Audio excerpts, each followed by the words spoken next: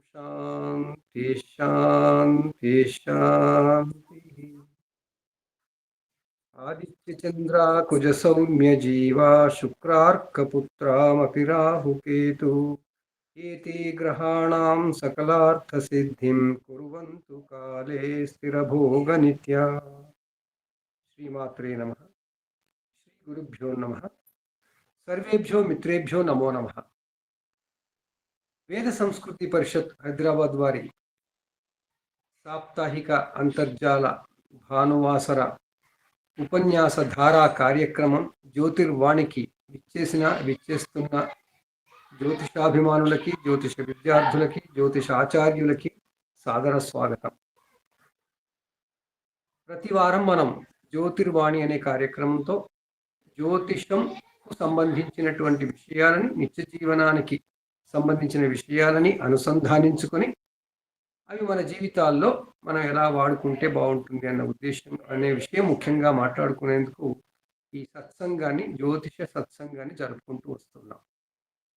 ఈరోజు ప్రత్యేకంగా మనకి ఎన్నో విధాలుగా, ఎన్నో రకాలుగా మనం ఎప్పుడూ పరిహారాలంటూ, నవరత్నాలంటూ, రుద్రాక్షలంటూ మనం అనుకుంటూ ఉంటాం. కాబట్టి వాటికి సంబంధించిన ప్రాథమిక పరిజ్ఞానంతో పాటు దానికి, జ్యోతిషానికి, మన జీవితానికి సంబంధం ఏమిటనే విషయాన్ని కొంచెం దాన్ని మనం తెలుసుకోవడం కోసం మనం ఇద్దరు ప్రముఖులైనటువంటి విశిష్టమైనటువంటి అతిథులని ఈరోజు ఆహ్వానించుకుంటున్నాం. ఒకరు డాక్టర్ ఎన్ రాజ్ కుమార్ గారు, రెండవ వారు మనకి కృష్ణప్రసాద్ గారు, కృష్ణకాంత్ గారు.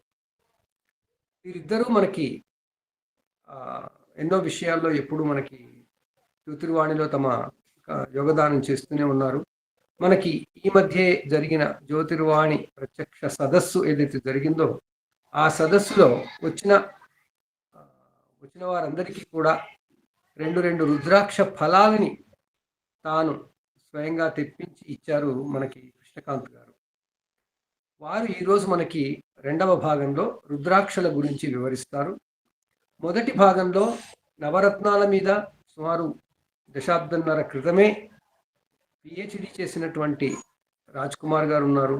వారు మనకి నవరత్నాలకి గురించినటువంటి విషయాలని మనకి తెలియజేస్తారు.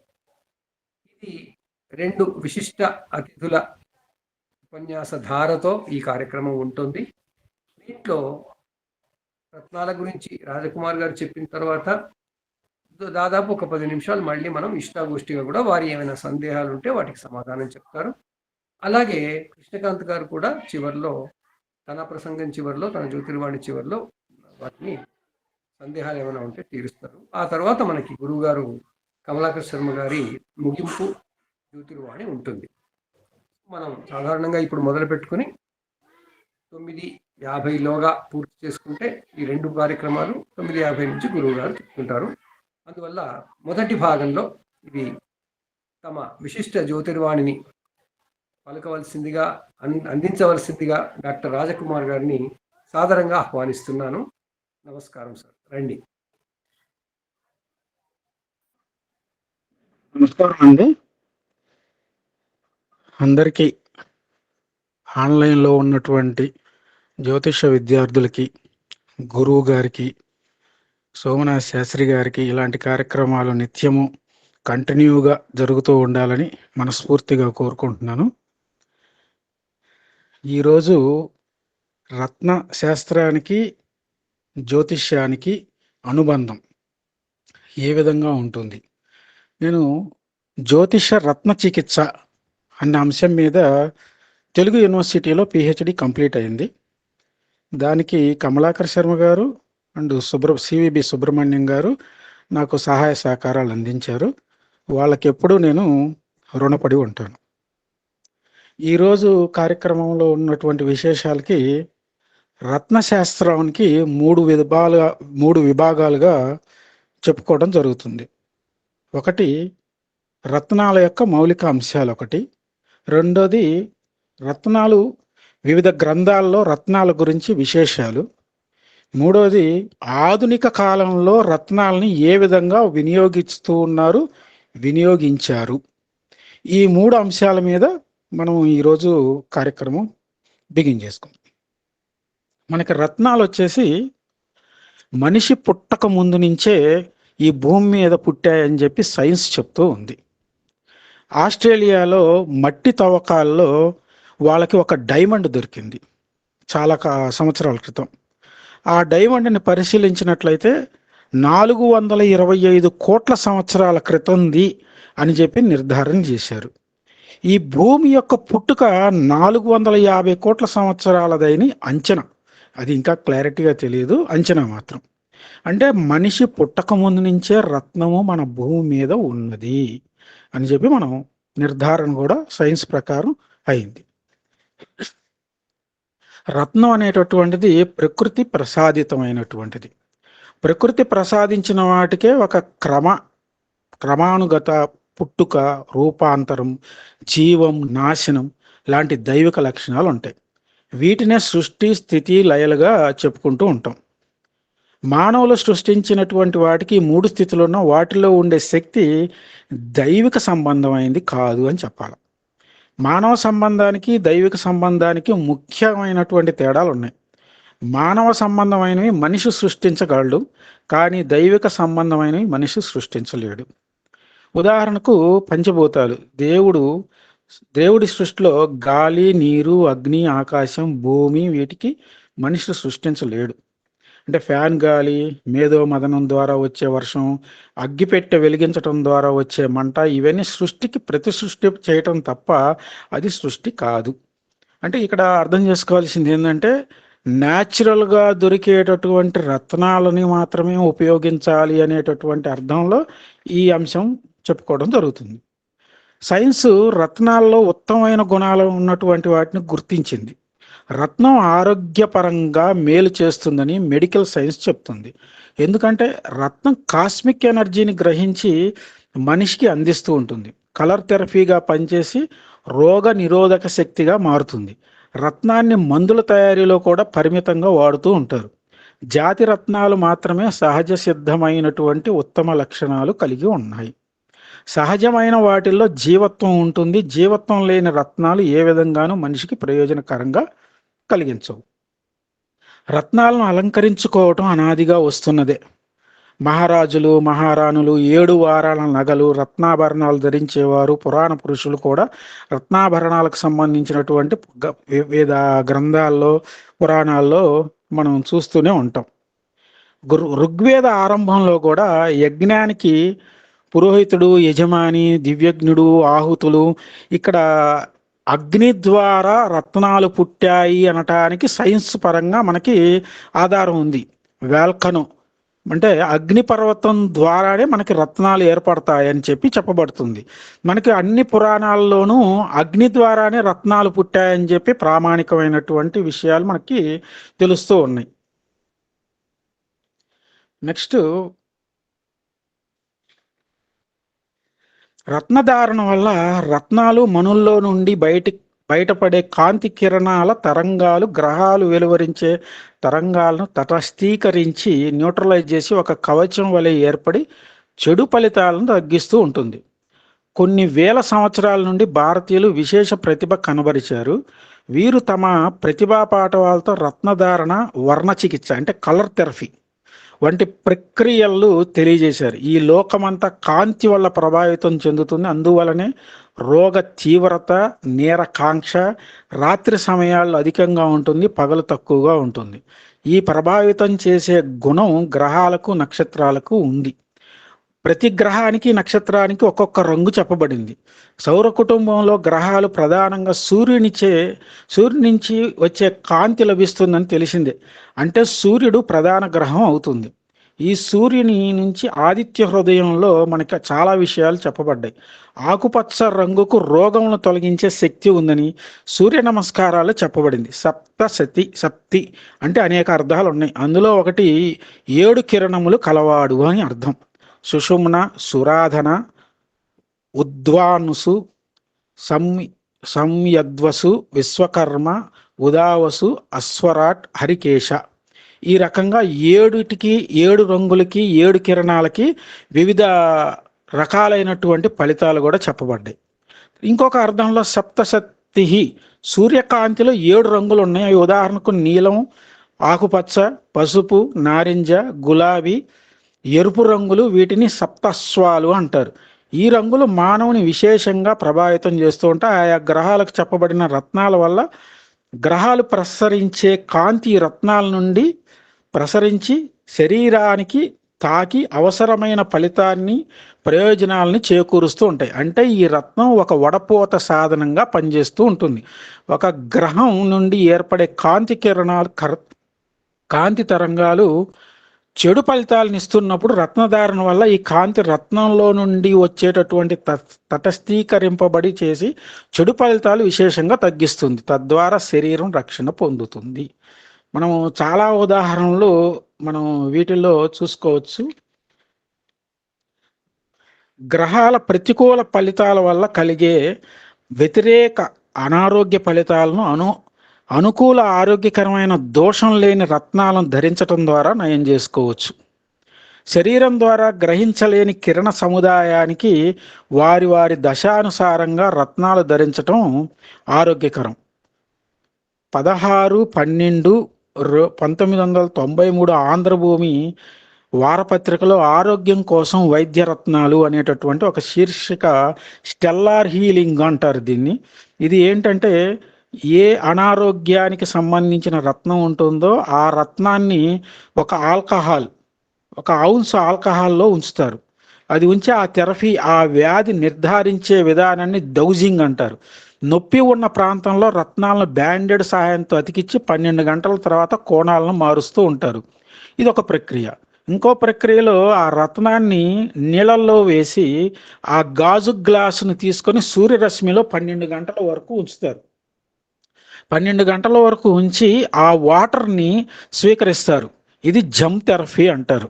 ఈ విధానం కూడా మనకు ఉంది. నెక్స్ట్ 7/11/1991 ఈనాడు జ్ఞాన నేత్రంలో ఆంధ్రజ్యోతి ఆదివారం ప్రత్యేక సంచికలో ఒక ఆర్టికల్ వచ్చింది. ఫ్రాన్స్లో 20 సంవత్సరాల నుండి జరుగుతున్న పరిశోధనలో ఎముకలు పగిలినప్పుడు దానిలో కొంత భాగం పాడైపోతే ఆ ప్రాంతంలో పగడపు మొక్కలు అతుకు వేశారు. ఇంతవరకు ఎముకలు విరిగినప్పుడు రాడ్డు వేసి కట్టుకట్టేవాళ్ళు. ఎముక ఎదిగిన తర్వాత రాడ్డు తీసేసేవాళ్ళు. మృతదేహాల ఎముకలు కూడా వేసి కట్టుకట్టడం అనేది ఉంది. ఆ మృతదేహాల ఎముకలు ఒక్కోసారి ఇన్ఫెక్షన్కి ప్రభావితం అయ్యి మళ్ళీ ప్రాబ్లం వస్తూ ఉండేది. ఈ పగడపు మొక్కల్ని ఎముకలు విరిగిన చోట అతికించటం ద్వారా ఆ పగడపు మొక్క కాలక్రమంలో ఎముకగా మారిపోతూ ఉంటుంది. అంటే తర్వాత మళ్ళీ ఆపరేషన్ చేసి దాన్ని సరిచేయవలసినటువంటి అవసరం ఉండేది కాదు ఖచ్చితంగా. నెక్స్ట్ అసలు ఈ రత్నాలు ఎలా పుట్టాయి అనే విషయం మనం ఖచ్చితంగా తెలుసుకోవాలి. చాలామంది మనం బయట మార్కెట్లోనో ఎక్కడో చోట అడ్వర్టైజ్మెంట్లు పడుతూ ఉంటాయి. రత్నాలు ఎలా పుడతాయి అనేటటువంటి విషయం చాలామందికి తెలియకపోవచ్చు. కొంతమందికి బాగానే వీటి గురించి అవగాహన ఉంది అని అనుకుంటున్నాను. మనకి రత్నాలు క్రిస్టల్స్ ఈ భూమి లోపల ఏర్పడుతూ ఉంటాయి. భూగర్భ శాస్త్రానికి రత్న శాస్త్రానికి మధ్య అవినాభావ సంబంధం ఉంది. ఎందుకంటే అసలు భూమి ఎప్పుడు పుట్టింది, ఎలా పుట్టింది అనేటటువంటి మనకి పరిశోధనలకి ఈ రత్నాల ద్వారానే పరిశోధిస్తున్నారు. ఈ భూమి ఎప్పుడు పుట్టింది అని చెప్పి కనుక్కోవడం కోసం. అందుకని భూమి యొక్క పొరలు ఉంటాయి, 5 పొరలు ఉంటాయి. ఎర్త్ క్రస్ట్ పై పొర, అప్పర్ మ్యాంటలు, లోయర్ మ్యాంటలు, అవుటర్ కోరు, ఇన్నర్ కోరు. వీటిల్లో 2100 ఖనిజాలు మనకి లభిస్తూ ఉంటాయి ఈ భూమి లోపల. క్రిస్టల్స్ కానీ రత్నాలు కానీ ఏవైనా సరే. భూమి పై పొర నుండి 60 మైళ్ళ వరకు పొరను క్రస్ట్గా గుర్తిస్తారు. అట్లాగా మిగతా పొరల్లో కూడా లోపలికి వెళ్ళే కొద్దీ మనకి వేడి డిగ్రీలు 100 degrees, 1000 degrees, మిడిల్లోకి వెళ్ళేసరికి భూమి మధ్యలోకి వెళ్ళేసరికి 4000 degrees. అక్కడ ద్రవ రూపంలోనే ఉంటుంది తప్ప ఏమి 8000 degrees కూడా ఉంటుంది. అక్కడ ఏమి ఘన పదార్థం ఉండదు. భూమి కదలికల వల్ల భూమి కదులుతూ ఉంటుంది, భ్రమణం చేస్తూ ఉంటుంది. ఆ కదలికలు జరుగుతూ ఉన్నప్పుడు ఒక లోపల మధ్యలో క్రస్ట్లో ఉన్నటువంటి లిక్విడ్ పై పొరలోకి ఆ పై పొరలోకి ఆ పై పొరలోకి భూమి పై పొరలోకి వచ్చేసరికి అగ్నిపర్వతం లాగా పేలి అవి కెమికల్ కాంపోజిషన్గా రత్నాలుగా మనకి రూపాంతరం చెంది మనకి లభిస్తూ ఉంటాయి. వీటిని ఇగ్నీషియన్ శిలలు, సెడిమెంటరీ శిలలు, మెటమార్ఫిక్ శిలలు అంటారు. ఇక్కడ జస్ట్ నాలెడ్జ్ కోసమే కాబట్టి అంత డీప్గా ఎక్స్ప్లెయిన్ చేయట్లేదు, జస్ట్ టచ్ చేస్తూ ఉన్నాము. నెక్స్ట్ రత్నాల వర్గీకరణలో కర్బన రత్నాలు అంటే ఆర్గానిక్ అండ్ ఇనార్గానిక్ కర్బన రత్నాలు అని ఉంటాయి. కర్బన రత్నాలు అంటే ఇవి జంతువుల నుంచి, వృక్షాల నుంచి ఏర్పడుతూ ఉంటాయి. ముత్యాలు, పగడాలు, అంబరు, జేటు, ఏనుగు దంతాలు మొదలైనవి ఆర్గానిక్ రత్నాలు. ఇనార్గానిక్ అంటే అకర్బన రత్నాలు అంటారు. ఇవి స్ఫటిక రూపంలోనూ రూపరహితంగాను క్వార్ట్జ్, గ్రానైట్, డైమండ్, కొరండము వీటిని మనం భూమి లోపల దొరుకుతూ ఉంటాయి. అంటే భూమిలో దొరికేటటువంటి రత్నాలు భూమి లోపల కాకుండా మనకి జంతువుల నుంచి, వృక్షాల నుంచి ఏర్పడేటటువంటి రత్నాలు కూడా మనకి తెలుస్తూ ఉంటుంది. నెక్స్ట్ రత్నం అని దేన్ని అంటారు? అసలు రత్నం అని దేన్ని అంటారంటే, అందరూ మైకులు ఆఫ్ చేయండి సార్, కొద్దిగా మైక్ ఆఫ్ చేయండి. ప్రతి దాన్ని రత్నం అని అనలేం. ఎందుకు అనలేమంటే సత్యనారాయణ గారు ప్లీజ్ మీ మైక్రోఫోన్ ఆఫ్ చేయండి. సత్యనారాయణ గారు మైక్ ఆఫ్ చేయండి.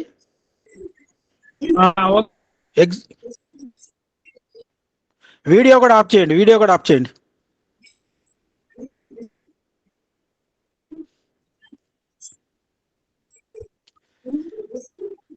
ప్రతి రాయిని రత్నం అని అనలేం. ఎందుకు అనలేము అంటే ఆ ఒక రత్నం అనటానికి కొన్ని క్వాలిఫికేషన్స్ ఉన్నాయి.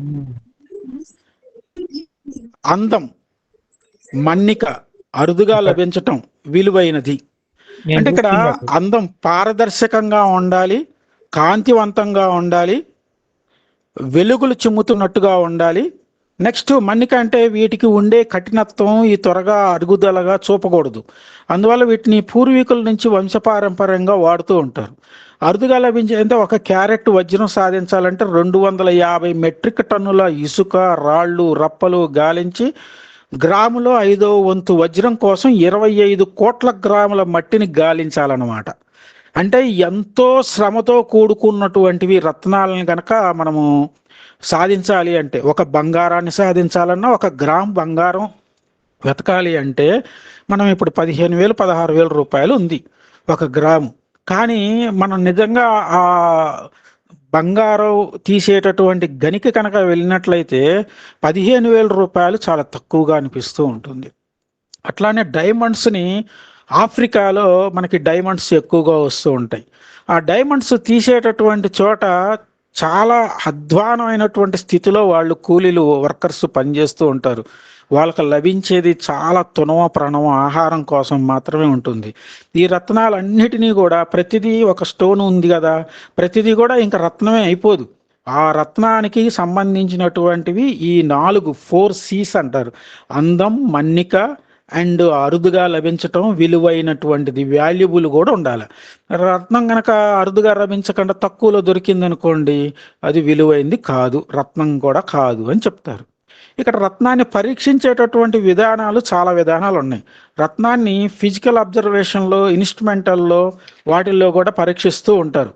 తర్వాత మోస్ట్ హార్డ్నెస్ స్కేల్ అని చెప్పి 10 రకాల, అంటే వాటిని గట్టితనాన్ని పరీక్షించేటటువంటిది. ఇప్పుడు పసుపు రంగులో ఉన్నటువంటి మొత్తం కూడా కనకపుష్య రాగాలు కాదు. ఎందుకు కాదు అంటే పసుపు రంగులో చాలా రకాల రత్నాలు ఉంటాయి. కనకపుష్య రాగానికి ఒక హార్డ్నెస్ స్కేల్ ఉంటుంది, గట్టితనం. దాన్ని 7తోనో 8తోనో అట్లా కొలుస్తారు, 7.5. ఇప్పుడు క్రిస్టల్కి సంబంధించింది కూడా పసుపు రంగులో దొరుకుతుంది, అది కనకపుష్య రాగం కాదు. కాబట్టి వీటికి పరీక్షలు పెలుసుదనము అంటే టంగెస్ట్, క్లీవేజీ, తర్వాత పగుళ్ళు, ఫ్రాక్చర్సు, దాని తర్వాత సాంద్రత, స్పెసిఫిక్ గ్రావిటీ ద్వారా ఆ రత్నం పలానది అని చెప్పి తెలుసుకోవడానికి కొన్ని పరీక్షా విధానాలు ఉన్నాయి. హైడ్రోస్టాటిక్ పద్ధతి ద్వారా తెలుసుకుంటారు. దాని తర్వాత రంగు, కలర్ను బట్టి ఆ కలర్లు చేంజ్ అవుతాయా లేవా అని చెప్పి దాని ద్వారా పరీక్షిస్తూ ఉంటారు. ఉష్ణచర్య, డైయింగ్ అంటే హీట్ ట్రీట్ ఏమైనా చేశారా, డైయింగ్ ఏమైనా చేశారా అని తెలుసుకుంటూ ఉంటారు. తర్వాత ఫినామినా, దానికి ఏమైనా సపరేటుగా ఏమైనా క్వాలిటీలు ఉన్నాయా, వాటిని కూడా ఈ పరీక్షల్లో తెలుసుకుంటూ ఉంటారు.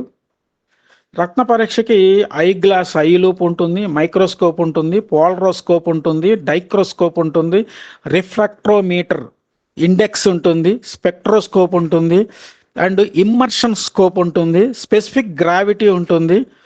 ఇట్లాగా రత్నాన్ని పరీక్ష చేసి ఇది పలానా రత్నం అని చెప్పాలి అంటే సుమారుగా 32 పరీక్షలు ఉంటాయి. మనకు హైదరాబాద్లో దొరికేటటువంటి ల్యాబుల్లో సుమారుగా 10, మ్యాక్సిమం 8 పరీక్షలు చేసి ఇది పలానా రత్నం అండి, ఇది మంచిదండి, ఇది చెడ్డదండి, దీంట్లో కలర్ ఎనాన్స్ ఉంది, దీంట్లో పగుళ్ళు ఉన్నాయి, నల్ల మచ్చలు ఉన్నాయి, ఇది అంత గొప్పగా లేదు, ఇది మంచిది, అట్లాంటి విషయాలన్నీ కూడా మనకి తెలియజేస్తూ ఉంటారు. మనకి రత్నాలకు సంబంధించినటువంటి పరీక్షల ద్వారా తెలుసుకున్న తర్వాత ఆ రత్నము మంచిదా కాదా అని తెలుసుకోవటం కోసం, అది ఖరీదైందా కాదా అని తెలుసుకోవటం కోసం ఇంకొకరి మీద ఆధారపడాల్సిందే. ల్యాబ్లో ఆ రత్నం మంచిది కాదు అని చెప్తాడు తప్ప ఆ రత్నం యొక్క విలువ చెప్పడం, ఎప్పటికీ చెప్పడం. ఆ రత్నం ఈ పలానా క్వాలిటీది, పలానా దాంట్లో ఈ ఈ ఇటువంటి రకాలైనటువంటి మూలకాలు ఉన్నాయి కాబట్టి ఈ రత్నం కెంపు, ఈ రత్నం వచ్చేసి కనకపుష్యరాగం, ఈ రత్నం సఫైరు, బ్లూ సఫైరు ఇలా చెప్తాడు. కానీ అది మీకు పనిచేస్తుందా లేదనేది ల్యాబ్ వాడు చెప్పడం. మరి మనకి ఎట్లా తెలుస్తుందండి అంటే ఖచ్చితంగా జ్యోతిష్కుడిని సంప్రదించాల్సిందే. ఆ రత్నం మంచిదా కాదా అని తెలుసుకోవాలి అంటే ల్యాబ్ వాళ్ళని మనం సంప్రదించాలి. అది పెట్టుకోవచ్చా లేదా అంటే జ్యోతిష్కుడిని సంప్రదించాలి. ఒకవేళ జ్యోతిష్కుడి దగ్గరికి రత్నం తీసుకొని వచ్చి ఇది మంచిదా కాదా అని అడుగుతాడు. అది చూసి పైన చూసి మంచిదేనండి అని కొంతమంది జ్యోతిష్కులు చెబుతారు, మంచిది కాదని జ్యోతిష్కులు చెబుతారు. జ్యోతిష్కుడికి రత్నశాస్త్రం మీద అవగాహన ఉండి ఆ రత్నాలకు సంబంధించినటువంటిది ఏదైనా కోర్సు చేసి ఉంటే మాత్రమే చెప్పాలి తప్ప ఆ రత్నానికి సంబంధించినటువంటి అవగాహన లేకుండా వాటి గురించి చెప్పకూడదు. ఎందుకు చెప్పకూడదు అంటే వాటి మీద అవగాహన లేకపోతే ఒకవేళ మంచిదని నువ్వు తప్పు చెబితే పాపం అతనికి నష్టం చేకూర్చిన వాడు అవుతావు కాబట్టి. అందుకని ఎప్పుడు కూడా ఏ జ్యోతిష్కుడు కూడా రత్నశాస్త్రం గురించి తెలుసుకొని అవగాహన ఉన్నట్లయితే మాత్రం చెప్పచ్చు, తప్పు లేదు. అట్లా అవగాహన లేకుండా చెప్పినట్లయితే అతనికి చాలా నష్టం కలిగించిన వాళ్ళు అవుతారు. నెక్స్ట్, రత్నాలని మన గ్రంథాల్లో, జ్యోతిష గ్రంథాల్లో, ఆయుర్వేద గ్రంథాల్లో, వివిధ గ్రంథాల్లో రత్నానికి సంబంధించినటువంటి విషయాలు చాలా చాలా విపులంగా వివరించారండి. బృహత్ సంహిత వరాహమీరులు రచించినటువంటి గ్రంథంలో 80, 81, 82 అధ్యాయాల్లో రత్నాలు పరీక్షించే విధానం, ముత్యం పుట్టుక, కెంపు పచ్చలు ఆవిర్భవించేటటువంటి విధానం, వాటి జాతులు, ఉపయోగాలు క్లియర్గా బృహత్ సంహితలో తెలియజేశారు. మనకి రత్నగర్భ అని పేరుగాంచింది భారతదేశం. కోహినూరు వజ్రం కృష్ణానది తీరాన పరిటాల అనే గ్రామ సమీపాన లభించింది. మన దేశంలో వజ్రకరూర్ అనే పట్టణ సమీపంలో ప్రజలు వర్షం వచ్చిందంటే చాలు వర్షపు నీరు ప్రవహించే పల్లపు ప్రాంతాలకు పరుగులు తీసి కొండల నుండి ప్రవహించే వర్షపు నీటి ద్వారా విలువైనటువంటి వజ్రాలు కొట్టుకురావడం అక్కడ సర్వసాధారణం. ఈ రోజుకు కూడా జరుగుతూ ఉంది. శ్రీకాళహస్తి, కృష్ణా, తర్వాత రాయలసీమలో వీటన్నిటిలోనూ రత్నాల కోసం, వజ్రాల కోసం వెతుక్కుంటూ పోతూ ఉంటారు. ప్రాణాలు పణంగా పెట్టి వాటి కోసం వెతుకుతూ ఉంటారు. వాటిల్లో 1000లో 1 2 అదృష్టవంతులు ఉంటారు. రస జలనిధి అనే గ్రంథం రత్నాల వల్ల కలుగు లాభాలు, విశేషాలని తెలియజేసింది.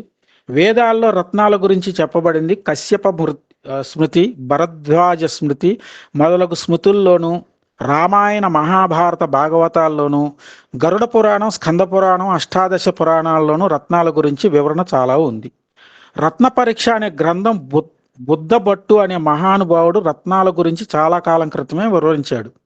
బృహత్ సంహిత అనే గ్రంథంలో వరాహమీరాచార్యుల వారు రత్నాల గురించి తెలియజేశారు. ఇందాక చెప్పుకున్నాం. భోజ మహారాజులు యుక్తి కల్పతరు అనేటటువంటి గ్రంథంలోను, వైద్యనాథుడు రాసిన జాతక పారిజాతంలోను, కౌటిల్యుడు రచించిన అర్థశాస్త్రంలోను రత్నాల గురించి ప్రస్తావన చాలానే ఉంది. 17వ శతాబ్దంలో మీర్ జుమ్లా గుంటూరు జిల్లా వజ్రాలను సేకరించి షాజహాన్ చక్రవర్తికి బహుకరించినట్లుగా మనకి చాలా గ్రంథాల్లో గతంలో బయటపడ్డాయి. ఈ రత్నాలకు సంబంధించింది చాలా దేశాలలో అనేక కథలు బాగా ఉన్నాయి. శమంతకమణికి సంబంధించింది మనం చూసుంటాం. వాటిల్లో గాథలు, హత్యలు, యుద్ధాలు జరిగినట్టుగా మనకి తెలుస్తూ ఉంటుంది. ఈ రత్నాలని తాయెత్తులుగా ధరించటం, క్షుద్ర శక్తులు, అతీంద్రియ శక్తుల నుండి రక్షణ పొందవచ్చనే నమ్మకం ఉంది. తర్వాత పూర్వకాలంలో నుండి వైద్యంలో ఔషధాలుగాను, అలంకరణలో దేవతా ప్రీతి కోసం వీటిని వినియోగిస్తున్నట్టుగా మనం చూస్తూనే ఉంటాం. పూర్వకాలం నుండి చక్రవర్తులు, మహారాజులు తమ కిరీటాల్లో, ఆభరణాల్లో ధరించేవారు. అదేవిధంగా తమ సింహాసనాలకు, తమకు ప్రియమైన ఖడ్గాలకు, ఇతర వస్తువులకు వాటిని రత్నాలని అలంకరించేవారు. నెక్స్ట్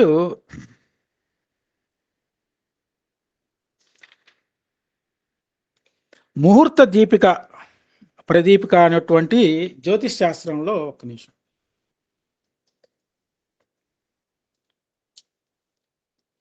అసలు రత్నాన్ని ఎప్పుడు తయారు చేసుకోవాలి అంటే ఉంగరంలో కానీ, ఆభరణాల్లో కానీ ఏ నక్షత్రాల్లో ఏ రత్నాలు ఏ వారాల్లో ఏ తిథుల్లో ఏ నక్షత్రాల్లో తయారు చేసుకోవాలనేది ముహూర్త ప్రదీపకం అనేటటువంటి జ్యోతిష్ శాస్త్ర గ్రంథంలో తెలియజేయబడింది.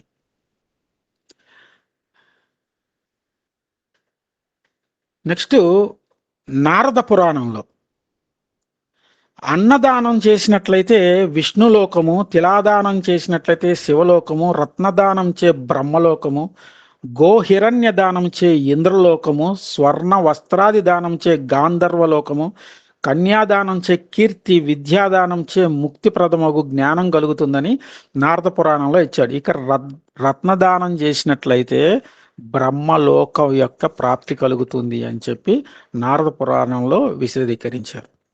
అట్లాగే మత్స్య పురాణంలో శ్రీహరి వైజయంతి మాలకు సంబంధించినటువంటి విషయాలు తెలియజేశారు. పంచరూపాలు అంటే 5 రకాలైనటువంటివి దండగా, ఆ పూసల్ని దండగా వేసుకుంటే వైజయంతి మాల అంటారు. ముత్యాలు, మాణిక్యాలు, మరకతాలు, ఇంద్రనీలాలు, వజ్రాలు వీటిని అన్నిటినీ కూర్చి మాలగా తయారు చేసి వైజయంతి మాలగా మనం మెడలో ధారణ చేసే విధానం మత్స్య పురాణంలో చెప్పబడింది. నెక్స్ట్ రత్న పర్వతము అనేటటువంటిది మత్స్య పురాణంలోనే మనకి తెలియజేశారు. ఈ రత్నాలని పర్వతాలుగా ఉంచి దానం చేసినట్లయితే ఈ భూమండలము ఉన్నంత కాలము వారి యొక్క కీర్తి ప్రతిష్టలు ఎప్పుడూ కూడా బాగా ఉంటాయి అని చెప్పి మనకి గ్రంథాల్లో మత్స్య పురాణంలో కూడా మనకి తెలియజేశారు. నెక్స్ట్ విష్ణు ధర్మోత్తమ పురాణంలో ప్రథమ కాండము 232 శాంతి ప్రక్రియలో బంగారు మణిమాణిక్తము దానం ఇవ్వవలెను అని ఉంది. అంటే కొన్ని పూర్వకాలంలో బంగారము, వెండి వాటితో పాటు రత్నాలను దానం చేసేటటువంటివి విధానాలు చాలా ఉన్నాయి. గోవులు, గుర్రాలు, ఏనుగులు ఇలాంటి వాటిని దానం చేసేటటువంటి సమయంలో ఈ రత్న దానం కూడా చెప్పబడింది. బ్రహ్మ వైవర్తిత పురాణంలో మనకి శ్రీకృష్ణుడు ద్వారకా నగరాన్ని నిర్మించటం కోసం విశ్వకర్మని పిలిచి మనకి 100 యోజనాల విస్తీర్ణంలో మనకి ఒక నగరాన్ని నిర్మించమని చెప్పి శ్రీకృష్ణుడు విశ్వకర్మకి చెప్తాడు. ఆ నగరాన్ని నిర్మించేటటువంటి సమయంలో విశ్వకర్మ తన శిష్యులతో అన్ని రకాలైనటువంటి సామాగ్రితో పాటు ఆ భవనము ముందు భాగంలో చక్కగా అలంకరించే దానికోసము రత్నాలని పొదగబడి ఆ రత్నాలకి ఎదురుగా పుటాకార దర్పణం పెడతారు. దాని అర్థం ఏం చెప్పబడ్డారంటే ఆ పుటాకార దర్పణంలోకి సూర్యరశ్మి ద్వారా కిరణాలు భవనంపై అతికించినటువంటి రత్నాల మీద పడి పుటాకార అర్థం మీద పడి మళ్ళీ రివర్స్లో భవనం మీద పడతాయి. అది భవనం యొక్క రక్షణ కోసము అని చెప్పి అక్కడ రాయబడి ఉంది. అంటే రత్నాలను కేవలం మనం శరీరానికి మాత్రమే కాదు, వైద్యంలో భస్మం చేసి వాడుకునే విధానం ఉంది. భవనాలకి అవి పెట్టుకున్నట్లయితే రక్షణ కోసం కూడా అవి ఉపయోగపడతాయని చెప్పి మనకి బ్రహ్మ వైవర్తి పురాణంలో క్లియర్గా వివరించారు.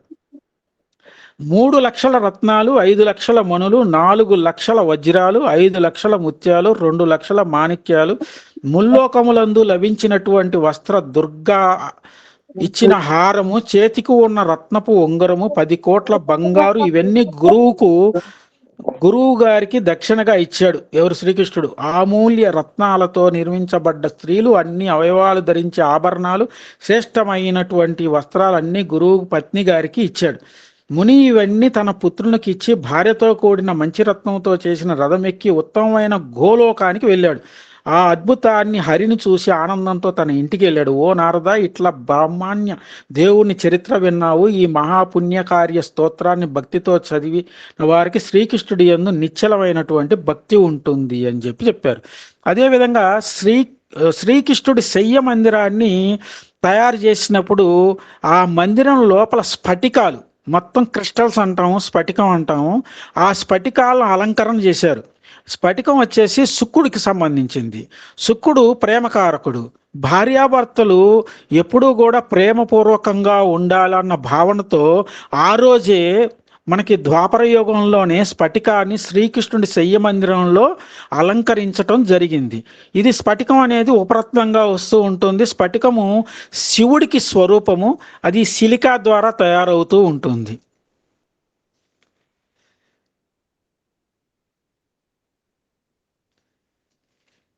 నెక్స్ట్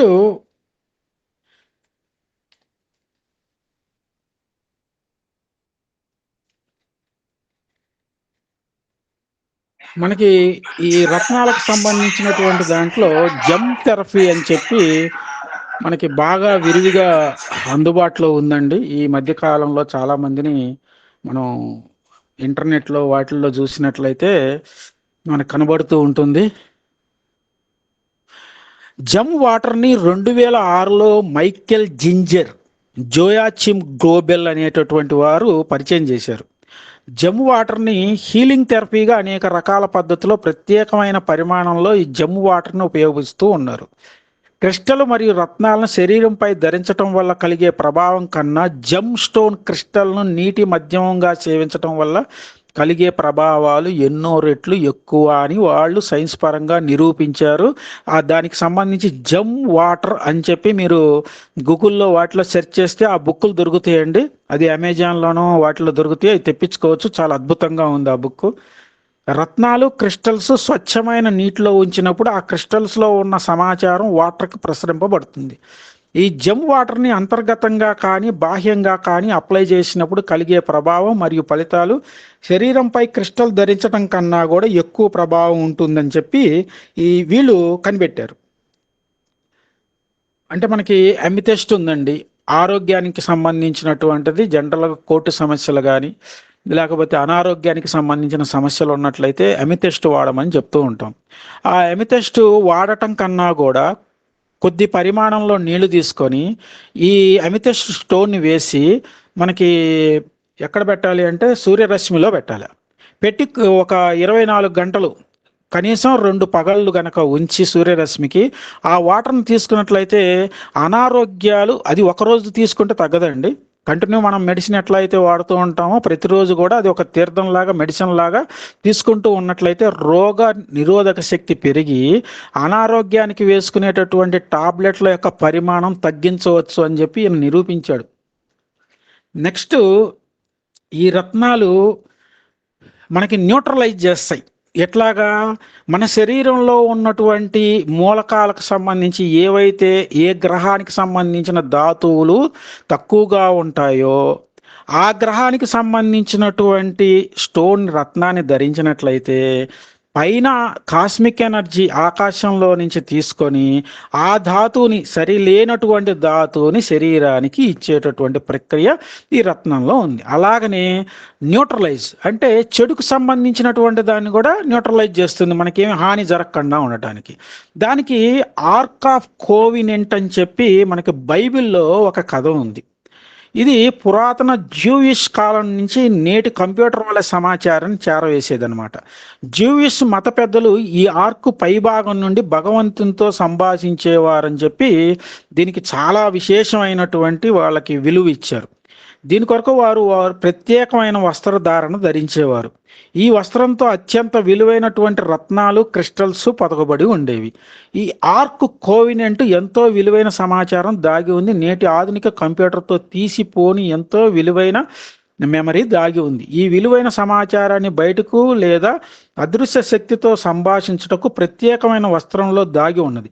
అంటే వస్త్రంలోని రత్నాలు, క్రిస్టల్స్ గతంలో దీంతో సంభాషించడానికి ఉపయోగించి ఉంటారు. దానికి సంబంధించిన కోడ్ ఈ రత్నాలు, క్రిస్టల్స్లో దాగి ఉంటాయి. క్రిస్టల్స్ సమాచారాన్ని నిల్వ చేసుకోగలవు అనటానికి ఇది ఒక మంచి ఉదాహరణగా చెప్పవచ్చు మనం ఖచ్చితంగా. అట్లాగే క్వార్ట్జ్ క్రిస్టల్స్ మనకి స్ఫటిక మాలలో మెడలో ధారణ చేస్తూ ఉంటాము. ఆ స్ఫటికానికి సంబంధించినటువంటి దానిలో కూడా ఇప్పుడు మనం వాడే మెమరీ కార్డులు ఉన్నాయి, హార్డ్ డిస్క్లు ఉన్నాయి. కంప్యూటర్లోను, ఫోన్లోను, వాటిల్లోనూ లిథియం అయాన్ బ్యాటరీలతో పాటు మనకి వీటిలో చిప్పులు వాడుతూ ఉంటారు. ఆ చిప్పుని ఎలా తయారు చేస్తారు అనే దానికి చాలా రకాల మూలకాలు, బంగారం, వెండి, రాగి, చాలా రకాల మూలకాలతో తయారు చేస్తూ ఉంటారు.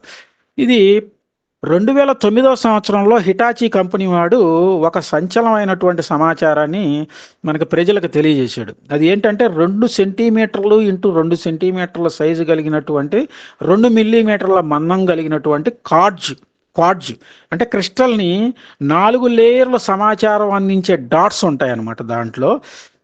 దాంట్లో ఈ సమాచారాన్ని ఎక్కించాడు ఒక పరికరం ద్వారా. ఎక్కించి దాన్ని 1000 డిగ్రీల సెల్సియస్ వద్ద 2 గంటలు ఉంచినా కూడా దానిలో ఉన్న సమాచారం ఎప్పటికీ చెక్కు చెదరకుండా అంతే ఉంది. భవిష్యత్తులో మనకి మెమరీ కార్డులు రాకపోవచ్చు దాదాపుగా. ఒకవేళ వచ్చినా అవి ఎంతో కాలం మన్నిగ్గా ఉండవు. కొద్ది సంవత్సరాలకి దాన్ని రీడ్ చేయాలి అంటే కష్టం అవుతూ ఉంటుంది. ఎందుకు కష్టం అవుతుంది? దాని మెమరీ కార్డు ఎప్పుడుదో కంప్యూటర్ అప్డేట్ అయి ఉంటుంది, దాన్ని రీడ్ చేయలేవు. అదే ఈ స్ఫటికం అనుకోండి, కొన్ని వేల వందల సంవత్సరాలైనా సరే అవి రీడ్ చేయగలవు. ఇప్పుడు చెప్పినటువంటి 2 సెంటీమీటర్లు ఇంటూ 2 సెంటీమీటర్లు మందం, 2 మిల్లీమీటర్ల మందంలో కూడుకున్నటువంటిది సుమారుగా కొన్ని లక్షల డేటా పేపర్లు దాంట్లో నిల్వ చేయగలుగుతావు. అంటే ఇప్పుడు మనకు ఒక మెమరీ కార్డు ఉంది, 32 GB, 16 GB, 256 GB అని ఉంటుంది. వీటికి అన్నిటికీ కూడా ఇది అతీతం అన్నమాట. అంటే మనకి ఒక 10 TBవి ఒక 100 అనుకోండి, ఈ చిన్నదనమాట, జేబులో జస్ట్ అట్లా జేబులో పెట్టుకొని పోవచ్చు. అటువంటిది భవిష్యత్తులో, కానీ దాన్ని రీడ్ చేయగలిగేటటువంటిది కాస్ట్లీగా ఉంది. మనకి కొన్ని సినిమాలు ఉన్నాయండి, స్కల్ అని చెప్పి క్రిస్టల్తో ఉన్నటువంటిది స్కల్ ఇంగ్లీష్ మూవీ ఉంది. ఆ ఇంగ్లీష్ మూవీ కనుక మనం చూసినట్లయితే పూర్వం ఎప్పుడో ఒక సమాచారాన్ని ఆ స్కల్ అంటే పుర్రెని స్ఫటికంలో తయారు చేసినటువంటి పుర్రెలో ఒక సమాచారాన్ని పెట్టారు. ఆ సమాచారం ఏదో ఇవ్వదలుచుకున్నారు పూర్వకాలంలో వాళ్ళు. దాన్ని రీడ్ చేసేదానికి ఇప్పటికీ కూడా ఆ ఇన్స్ట్రుమెంట్ కనిపెట్టలేకపోయారు. ఆ స్కల్లులో ఏదో ఉంది. ఎందుకంటే ఆ స్ఫటికం యొక్క స్కల్లు కొన్ని వేల సంవత్సరాల క్రితంది అని చెప్పి చెప్పబడింది. మరి అంత పూర్వకాలం స్కల్లో ఎందుకు ఉంది, ఆ స్కల్ రూపంలోనే ఎందుకు ఉన్నది అని చెప్పి ఈ రోజుకి కూడా వాళ్ళు తెలుసుకోలేకపోయారు. అంటే స్ఫటికంలో తీసుకొని దాచగలిగేటటువంటి శక్తి ఉన్నది అని చెప్పడానికి చాలా ఉదాహరణలు ఉన్నాయి మనకి. తర్వాత గడియారాల్లో క్వార్ట్జ్ గడియారం అని చెప్పి మనం పూర్వకాలం ఇప్పుడు విన్నాం. మనకి ఇప్పుడు వస్తున్నటువంటివి అన్నీ డిజిటల్ వాచ్లు ఉన్నాయి. అంతకు పూర్వకాలంలో క్వార్ట్జ్ సిలికాతో తయారు చేసినటువంటివి. అది దేనికి ఉపయోగపడేది అంటే ఖచ్చితత్వానికి. క్వార్ట్జ్ ఎప్పుడూ కూడా ఖచ్చితత్వానికి, మీరు 100 సంవత్సరాలు, 200 సంవత్సరాలు, 300 సంవత్సరాలైన కూడా ఖచ్చితత్వానికి మారుపేరుగా క్వార్ట్జ్ని వాడుతూ ఉంటారు. అందుకని క్వార్ట్జ్ గడియారాలు ఈ రోజు కూడా కొన్ని పాత వాళ్ళ దగ్గర ఇప్పటికి కూడా ఉన్నాయి, వాడుతూ ఉన్నారు.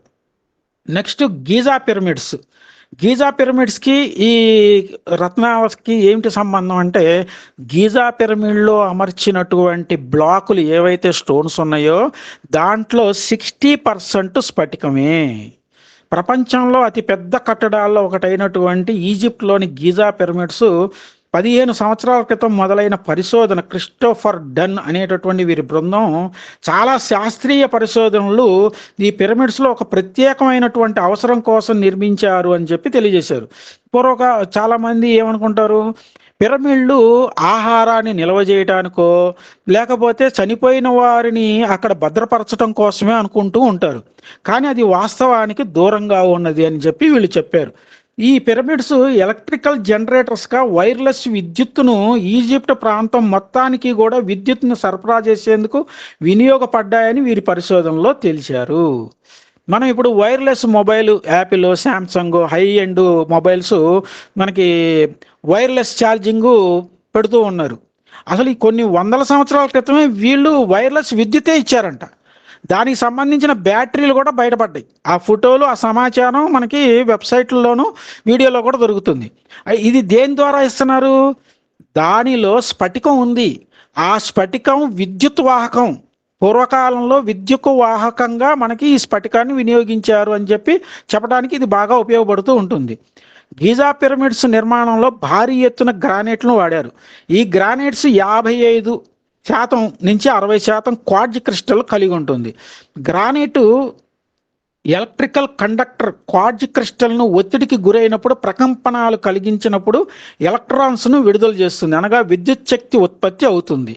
దీనినే పీజో ఎలక్ట్రికల్ ఎఫెక్ట్ అంటారు.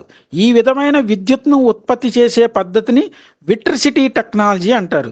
విట్రిసిటీ టెక్నాలజీ ద్వారా వైర్లెస్ ఎలక్ట్రికల్ ఎనర్జీ ట్రాన్స్మిట్ చేయడానికి పిరమిడ్ యొక్క నిర్మాణం జరిగిందని పరిశోధన బృందం మనకి తెలియజేశారు. అంటే పూర్వకాలం ఎప్పుడో మనకి టెక్నాలజీ వైర్లెస్ విద్యుత్ ఉన్నది అని చెప్పి మనకి చాలా గ్రంథాలు తెలియజేస్తూ ఉన్నాయి. అదేవిధంగా మనకి విష్ణు సహస్రనామం, మనకి స్ఫటికానికి మెమరీ పవర్ ఉన్నది అని చెప్పడం కోసము విష్ణు సహస్రనామం అనేది మనకి బాగా ఉపయోగపడుతుంది. 1940 సంవత్సరంలో శ్రీ మహా పెరియార్ కంచి పరమాచార్య చంద్రశేఖరేంద్ర సరస్వతి మహాస్వామి వారిని ఒక వ్యక్తి ఇంటర్వ్యూ చేయడానికి వచ్చాడండి. ఆయన వచ్చేటప్పుడు అప్పుడు ఏమీ కెమెరాలు ఏం లేవు కదా, టేప్ రికార్డులు తీసుకొచ్చుకున్నాడు. టేప్ రికార్డులు తీసుకొచ్చుకున్నప్పుడు ఆ టేప్ రికార్డును స్వామివారు చూసి ఆ వ్యక్తితో పాటు అందరినీ ఉద్దేశించి అడిగారు, ప్రపంచంలో అతి పురాతనమైనటువంటి టేప్ రికార్డర్ ఏది నాయనా అని అడిగారు. ఎవ్వరూ సమాధానం చెప్పలేకపోయారు. తర్వాత స్వామివారు భీష్ముడు అందించాడు ఈ సమాచారాన్ని అని చెప్పి ఒక కథ చెప్తారు. భీష్ముడు విష్ణు సహస్రనామం పలుకుతూ ఉన్నప్పుడు ఎవరు రాసుకోలేదంట. ఎవరు రాశారు అని అడుగుతారు. భీష్ముడు విష్ణు సహస్రనామం చెప్తూ ఉన్నప్పుడు, శ్రీకృష్ణుడిని స్తుతిస్తూ ఉన్నప్పుడు ఎవరు రాశారంటే ఏం తెలియదు, అంతే సైలెంట్.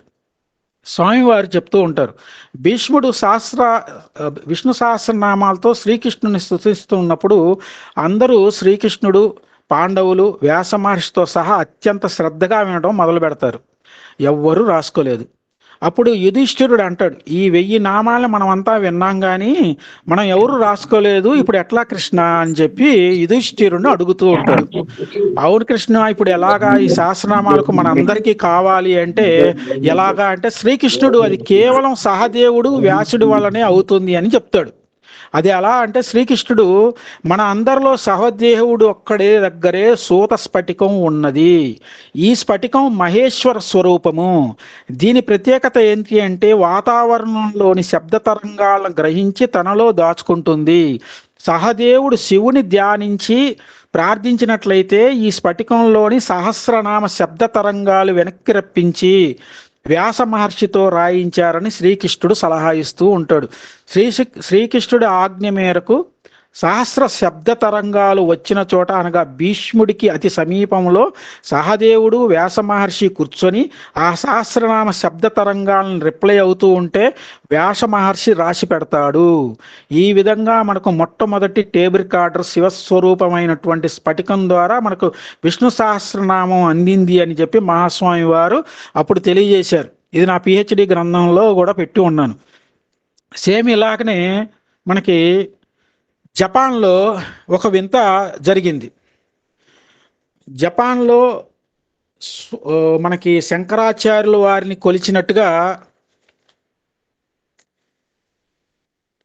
ఒక నిమిషం.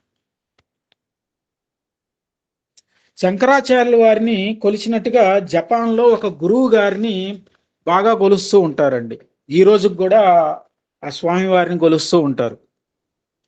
ఆధ్యాత్మిక జపాన్ వాళ్ళు ఎక్కువగా ఆరాధించేటటువంటి ఆధ్యాత్మిక గురువు గురించి పరిశోధనలు చాలా జరిగాయి. ఎందుకు జరిగాయంటే ఇవి ఆయన చిన్నతనంలో మామూలుగానే మామూలుగా మనతో పాటు ఆడుకునేవాడు, తిరుగుతూ ఉండేవాడు, నార్మల్ చిన్న కుటుంబంలో పుట్టినటువంటి వ్యక్తి ఆయన. ఒక గుహలోకి వెళ్ళి ఆయన ధ్యానం చేసి కొన్నాళ్ళు ధ్యానం చేసి బయటకు వచ్చిన తర్వాత విశేషమైనటువంటి శక్తులు వచ్చాయి ఆయనకి. ఇదేంటి ఇతనికి ఇన్ని శక్తులు ఎక్కడొచ్చాయి ఏంటి అని చెప్పి ఆయన ఎప్పుడో జరిగినటువంటి సంఘటన ఇది. పుస్తకాల్లోను గ్రంథాల్లోను జపాన్ వాళ్ళు రాసుకున్నారు. దాన్ని ఒక 10 దేశాల వాళ్ళు, యూరప్తో సహా 10 దేశాల వాళ్ళు ఆ గుహని సందర్శించటం కోసం అంతర్జాతీయ సమాజానికి సంబంధించినటువంటి వాళ్ళని సంప్రదిస్తే ఆ గుహ దగ్గరికి ఎవరిని అలో చేయము అన్నారు. లేదండి, దీనివల్ల ప్రపంచానికి ఆ గురువు గారో లేకపోతే అక్కడ ఏదో మహత్యం ఉండుంటుంది, మేము అది తెలియజేస్తాము, దాన్ని తెలియజేయటం వల్ల ప్రపంచానికి మనం జ్ఞానాన్ని అందించిన వాళ్ళం అవుతాము అని చెప్పి వాళ్ళు మొత్తం చాలా ఎక్కువగా శ్రమపడ్డారు. చాలా సంవత్సరాల తర్వాత అవకాశం వచ్చింది. 9 దేశాల ప్రతినిధులు చాలా రకాలైనటువంటి వాదనలు వినిపించారు. దాంట్లో ఎక్కువ మంది వాదనలు వినిపించిన దాంట్లో యాక్యురసీగా దానికి కరెక్ట్గా దగ్గరగా వచ్చిన వాదన ఏంటి అంటే, ఆ గుహ బ్యాక్ సైడ్లో ఒక 200 మీటర్లు, తర్వాత చుట్టుకొలత వచ్చేసి 100 అడుగులు, ఆ ఆ సైజుల్లో స్ఫటికాలు మొత్తం కూడా ఉన్నాయి ఆ గుహ బ్యాక్ సైడ్లో. అవి ఉండి ఎవరో పూర్వకాలంలో ఆ గుహలో ధ్యానం చేసి మహిమ కలిగినటువంటి వాళ్ళు ధ్యానం చేశారు. ధ్యానం చేసినప్పుడు ఆ ధ్యానానికి సంబంధించినటువంటి పవర్ మొత్తం కూడా ఆ గుహలో ఆ స్ఫటికాలు స్వీకరించి మళ్ళీ తర్వాత జన్మల్లో వచ్చే తేజోమూర్తులు ఎవరైతే ఆ గుహలోకి వెళ్ళి ధ్యానం చేస్తారో ఆ పవర్స్ వాళ్ళకి వస్తాయి. ఆ విధంగా స్ఫటికం ద్వారా వీళ్ళకి ఆ పవర్స్ వచ్చాయి అని చెప్పి వీళ్ళు కంక్లూజన్ చేశారు. ఆ వాదన కాకుండా వేరే వాదన ఏది కూడా నిలబడలేదు. ఆ వాదనే చాలా వరకు నిలబడింది. ఎందుకు? ఆ వాదనకి తగినట్టుగా చాలా అంశాలు మనకి కనబడుతూ ఉన్నాయి. స్ఫటికం స్వీకరించేది ఉంటుంది, నిలవబెట్టుకునేది ఉంటుంది అని చెప్పి చాలా వాదనలు నిలబడ్డాయి. అలాగనే మానవ శరీరంలో కూడా క్రిస్టల్స్ యొక్క ప్రభావం బాగా ఉంటుంది అని చెప్పి మనకి చాలా గ్రంథాల్లోనూ సైన్స్ ఆర్టికల్స్లోనూ ఉన్నాయి. ఇది క్లియోపాత్రా, మెంటు హోటెప్ అనేటటువంటి ఈజిప్షియన్లు, అమెరికన్ ఇండియన్ ట్రైబ్స్ చెందిన మయాన్స్ రోగ నిర్ధారణ పద్ధతులను కనుక్కోవడానికే కాకుండా క్రిస్టల్స్ ద్వారా రోగాలను ఎలా నయం చేయాలో కూడా పద్ధతులు కనిపెట్టారు. క్రిస్టల్స్ ఉపయోగించి రోగాలను తగ్గించే విధానం తెలుసుకోవడం కొరకు ఈజిప్ట్ చుట్టూ ఇతర దేశాల వారు ఈజిప్టుకు చాలామంది హీలర్స్ వచ్చేవారు. క్రిస్టల్ హీలింగ్ అనే పద్ధతి బైబిల్లో కనీసం 200 సార్లు పైగా ప్రస్తావింపబడింది. క్రిస్టల్ అణు నిర్మాణంలో ఆటమ్స్లో ప్రోటాన్లు, న్యూట్రాన్లు, ఎలక్ట్రాన్లు ఫ్రీగా కదులుతూ ఉంటాయి. ఇవి ద్రవ రూపంలో ఉండేటటువంటి మన లిక్విడ్ అంటే మన బాడీలో ఉండే రక్తంలో కూడా ఈ క్రిస్టల్స్ ఉన్నాయి.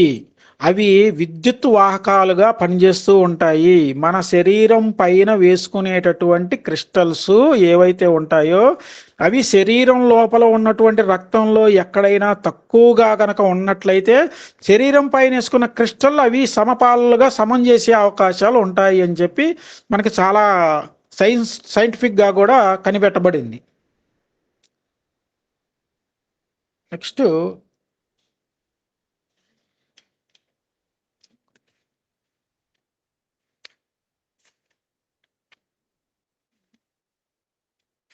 మనకి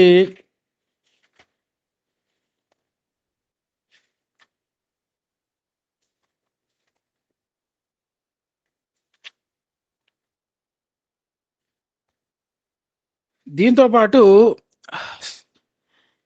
ఈ క్రిస్టల్తో పాటు స్ఫటికాలు, క్రిస్టల్లు, నవరత్నాలు, వీటి ఉపరత్నాలు ఇలాంటివి మొత్తం కూడా చాలా వరకు నాణ్య నాణ్యమైనవి మనకి కావాలి అనుకున్నప్పుడు వాటిని పరీక్షా విధానాల ద్వారా పరీక్ష చేసి మాత్రమే తీసుకోవాల్సి ఉంటుందండి. వీటితో పాటు 1990లో రుద్రాక్షను కూడా రత్నం కింద కన్సిడర్ చేశారు. రత్నం కింద ఎందుకు కన్సిడర్ చేశారు అన్నదానికి వాళ్ళు ఒక ప్రామాణికతని వాళ్ళు తెలియజేశారు. రుద్రాక్ష చెట్టుకు కాస్తుంది కదండి అని చెప్పి అనొచ్చు. మనకి ఇందాక చెప్పుకున్నాం, చెట్టు నుంచి వచ్చేటటువంటి గమ్ము అంబర్ అని చెప్పి అంటారు.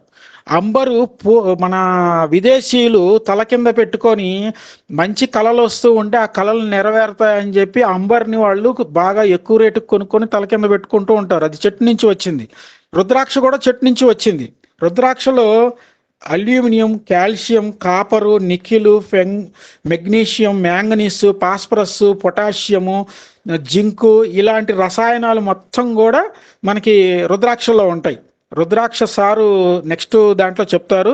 నేను నాకు వచ్చినటువంటివి, నేను పరిశోధనలో లేకపోతే చూసినటువంటివి మాత్రం ఇక్కడ 2-3 అంశాలు చెప్పి ముగిస్తానండి. రుద్రాక్ష యొక్క సాంద్రత 1.3 నుంచి 1.6 వరకు ఉంటుంది. రుద్రాక్ష కాంతి పరావర్తన రీడింగ్ RI 1.52. ఆధునిక రత్న పరిశోధకులు రుద్రాక్షను అద్భుత రత్నంగా పరిగణించారు. మనకి మా శివపురాణంలోను ఇతర పురాణాల్లో అసలు రుద్రాక్ష వేసుకోవటం వల్ల ఏవైనా ఉపయోగం ఉంటుందా అన్న భావనలో చాలామంది చెప్తూ ఉంటారు. పురాణాల్లో ఏమనుందంటే, రుద్రాక్ష అని ఒక్కసారి తలిస్తే గంగా నదిలో స్నానం ఆచరించినంత పుణ్యం అని చెప్పారు.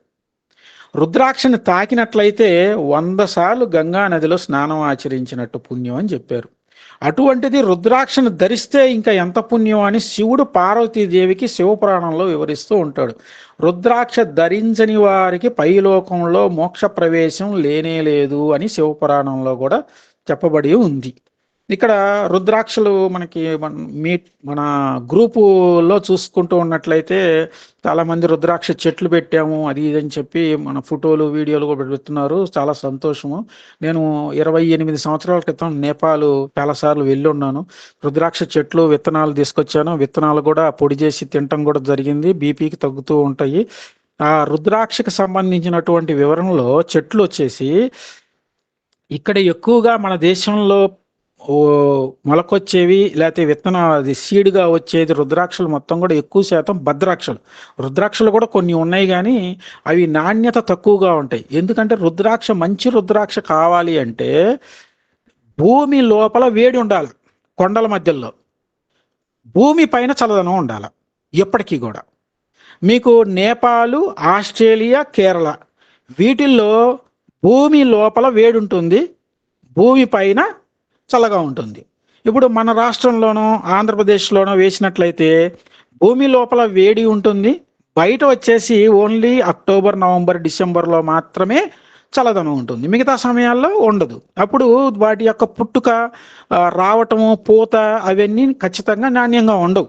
ఆస్ట్రేలియా నుంచి వస్తాయి మనకు రుద్రాక్షలు, తర్వాత నేపాల్ నుంచి వస్తాయి, తర్వాత ఇక్కడ కేరళ నుంచి కూడా వస్తూ ఉంటాయి.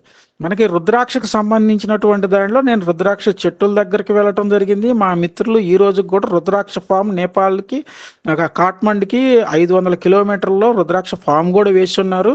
వాటికి సంబంధించిన దర్శనం కూడా మనం జరగటం జరిగింది. వాళ్ళు ఒక పెద్ద హోటల్ కూడా కడుతూ ఉన్నారు. అంటే ఇక్కడ రుద్రాక్షలు ఒరిజినల్ దొరకవా అంటే 100% దొరుకుతాయి. పెద్ద ముఖాల వాటికి సంబంధించినటువంటి దాంట్లో డూప్లికేట్ ఉంటాయి తప్ప చిన్న ముఖాలు 5 ముఖాలు 6 ముఖాల్లో ఒరిజినల్వి అందరికీ అందుబాటులో ఉంటాయి. నెక్స్ట్ ఈ రత్న శాస్త్రానికి సంబంధించినటువంటి వాటిల్లో ఇప్పుడు నేను కొద్దిగా మాత్రమే చెప్పున్నాను. రత్నాన్ని ధారణ చేసేటప్పుడు మనకి ఏ విధంగా ధారణ చేస్తారు అంటే, మనకి ఏ జాతక చక్రాన్ని చూసి ఎలా ధారణ చేస్తారు అనేటటువంటి విధానం కూడా చాలా మంది చాలా రకాలుగా చెప్తారు. నక్షత్ర ప్రకారం ధారణ చేస్తారు. అంటే అశ్విని నక్షత్రం, ఓకే, కేతు అధిపతి, దానికి పిల్లికన్ను రాయి వైడూర్యం పెట్టండి అని అంటారు. మరి మేషరాశికి కొంతమంది పగడం పెట్టండి అంటారు. లగ్నం ఇంకోటి అవుతుంది, వృషభ లగ్నం. దానికి శుక్రుడికి సంబంధించి డైమండ్ పెట్టండి అంటారు. న్యూమరాలజీ ప్రకారం చెప్తారు, ఆస్ట్రాలజీ ప్రకారం చెబుతారు, పేరు బలం మీద చెప్తారు. ఇట్లా రకరకాలుగా ఉన్నాయి. కానీ ప్రామాణికమైనటువంటివి ఎక్కువ మంది ఉపయోగించేటటువంటి అంశం ఏంటి అంటే, లగ్నానికి ఎవరైతే మిత్రులు అవుతారో, యోగకారకులు అవుతారో వాటికి మాత్రమే రత్నాన్ని ధారణ చేయాలి. 1, 5, 9 వీటిల్లో ఎవరికి అవసరం, లగ్నాధిపత్య, పంచమాధిపత్య, నవమాధిపత్య, ఈ 3 అధిపతులు ఎక్కడెక్కడ ఉన్నారు, ఏం దశ నడుస్తుంది, ఆ దశానాథుడు లగ్నానికి మిత్రుడా కాదా, గోచారంలో బలం ఎంత ఉంది, అష్టక వర్గులో బలం ఎంత ఉంది, షోడశ వర్గులో బలం ఎంత ఉంది, వాళ్ళు వక్రించి ఉన్నారా లేకపోతే అస్తమయంలో ఉన్నారా, ఏ అవస్థలో ఉన్నారు, అవన్నీ చెక్ చేయాలి. అష్టక వర్గులో మనం రత్నధారణ చేస్తూ ఉన్నటువంటి గ్రహము దశమంలో ఎక్కువ ఇచ్చి, తర్వాత లాభంలో తక్కువ ఇచ్చి, వ్యయంలో ఎక్కువ ఇచ్చింది అనుకోండి, ఆ రత్నం ధరించకూడదు, మంచిదైనా సరే. ఎందుకు? నువ్వు ఆ రత్నం పెట్టుకుంటే నష్టపోతావు. అంటే రత్నాన్ని చూసినప్పుడు, రత్నం జాతక చక్రం ద్వారా పెట్టుకోవాలనుకున్నప్పుడు కేవలం 159తోనే పెట్టుకోకూడదు.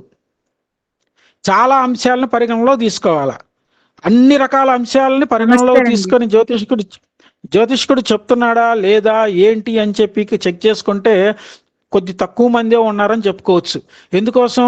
వాడికి వచ్చినటువంటి వ్యక్తికి నాకు అర్జెంటుగా రత్నం కావాలా, రేపు కోటీశ్వరుడు కావాలా, రేపు ఉద్యోగం కావాలా, ఎల్లుండి పెళ్లి కావాలా, ఆ తర్వాత 4 రోజులకి ఇల్లు కావాలా, ఇంకొక 3 నెలలకి పిల్లలు కలగాల, ఆ పిల్లోడు పెద్దయ్యి మంచి జ్ఞాని కావాలా, దీనికి ఏ రత్నం పెట్టుకోవాలా, అంతే. ఆ రత్నాన్ని సూచన చేస్తే కనుక సరిపోతుంది, ఇంకేం లేదు. వాడు అందరూ కోటీశ్వరులు అవుతాడు. అసలు చెప్పేవాడే కోటీశ్వరుడు అవుతాడు కదా, వాడికి ఎందుకు చెప్తాడు? వాడికి చెప్పలేడు కదా, వాడే కోటీశ్వరుడు అవుతాడు కదా. ఇక్కడ రత్నం అనేటటువంటిది మనకి ఆకాశంలో ఉండేటటువంటి కాస్మిక్ ఎనర్జీని తీసుకొని శరీరంలో ఏ ధాతువు అయితే తక్కువగా ఉంటుందో ఆ ధాతువు లోపాన్ని నివారించటానికి నిదానంగా హోమియోపతి మందులాగా పనిచేస్తుందే తప్ప, ఇలాగ పెట్టుకోగానే, రక్తం పెట్టుకోగానే ఇల్లు ఏర్పడదు, లేకపోతే ఉద్యోగాలు రావు, ఏమి రావు. ఒక సినిమా యాక్టర్లు మనం చేతికి ఇంటర్వ్యూలు ఇచ్చేటప్పుడు లేకపోతే మనం చెక్ చేస్తూ ఉంటాం, ఈయన నీలం పెట్టుకున్నాడు, ఈయన కనకపుష్పరాగం పెట్టుకున్నాడు, అది పెట్టుకున్న తర్వాత అద్భుతంగా ఉంది అని మనం ఫోటోలు కూడా పెట్టి మనం అందరికీ చూపిస్తూ ఉంటాం. అది చూపించినప్పుడు నేను కూడా పెట్టుకుంటే పనిచేసిద్ది కదా అంటే, నువ్వు పెట్టుకుంటే పనిచేసిద్ది, ఆయనలా కష్టపడాలా.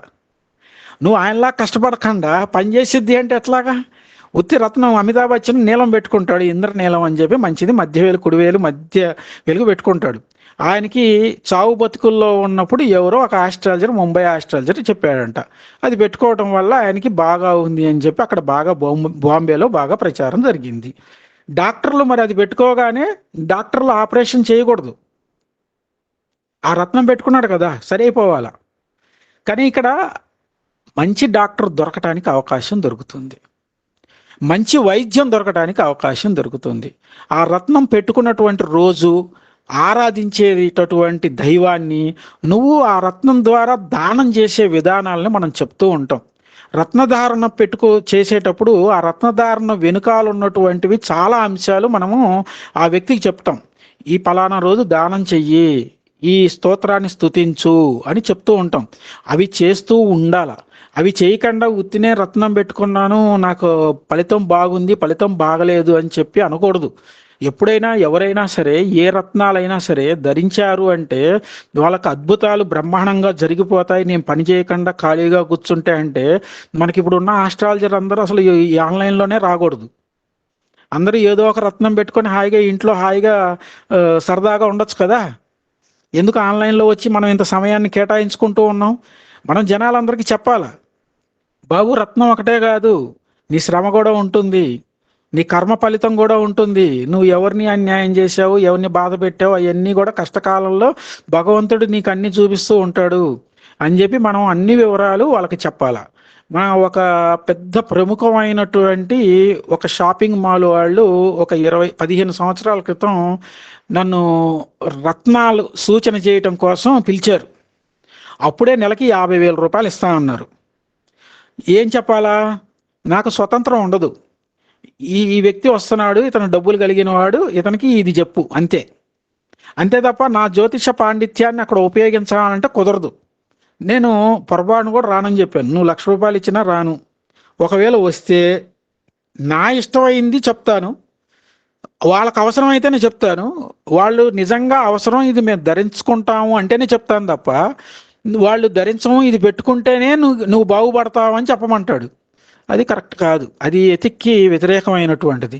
కాబట్టి ఇప్పుడు రత్నాలను సూచించేటటువంటి వాళ్ళు ఎవరైనా సరే, మన జ్యోతిష మిత్రులు, రత్నశాస్త్రాన్ని అభ్యసించండి, చదవండి, దాని పరిశోధన చేయండి.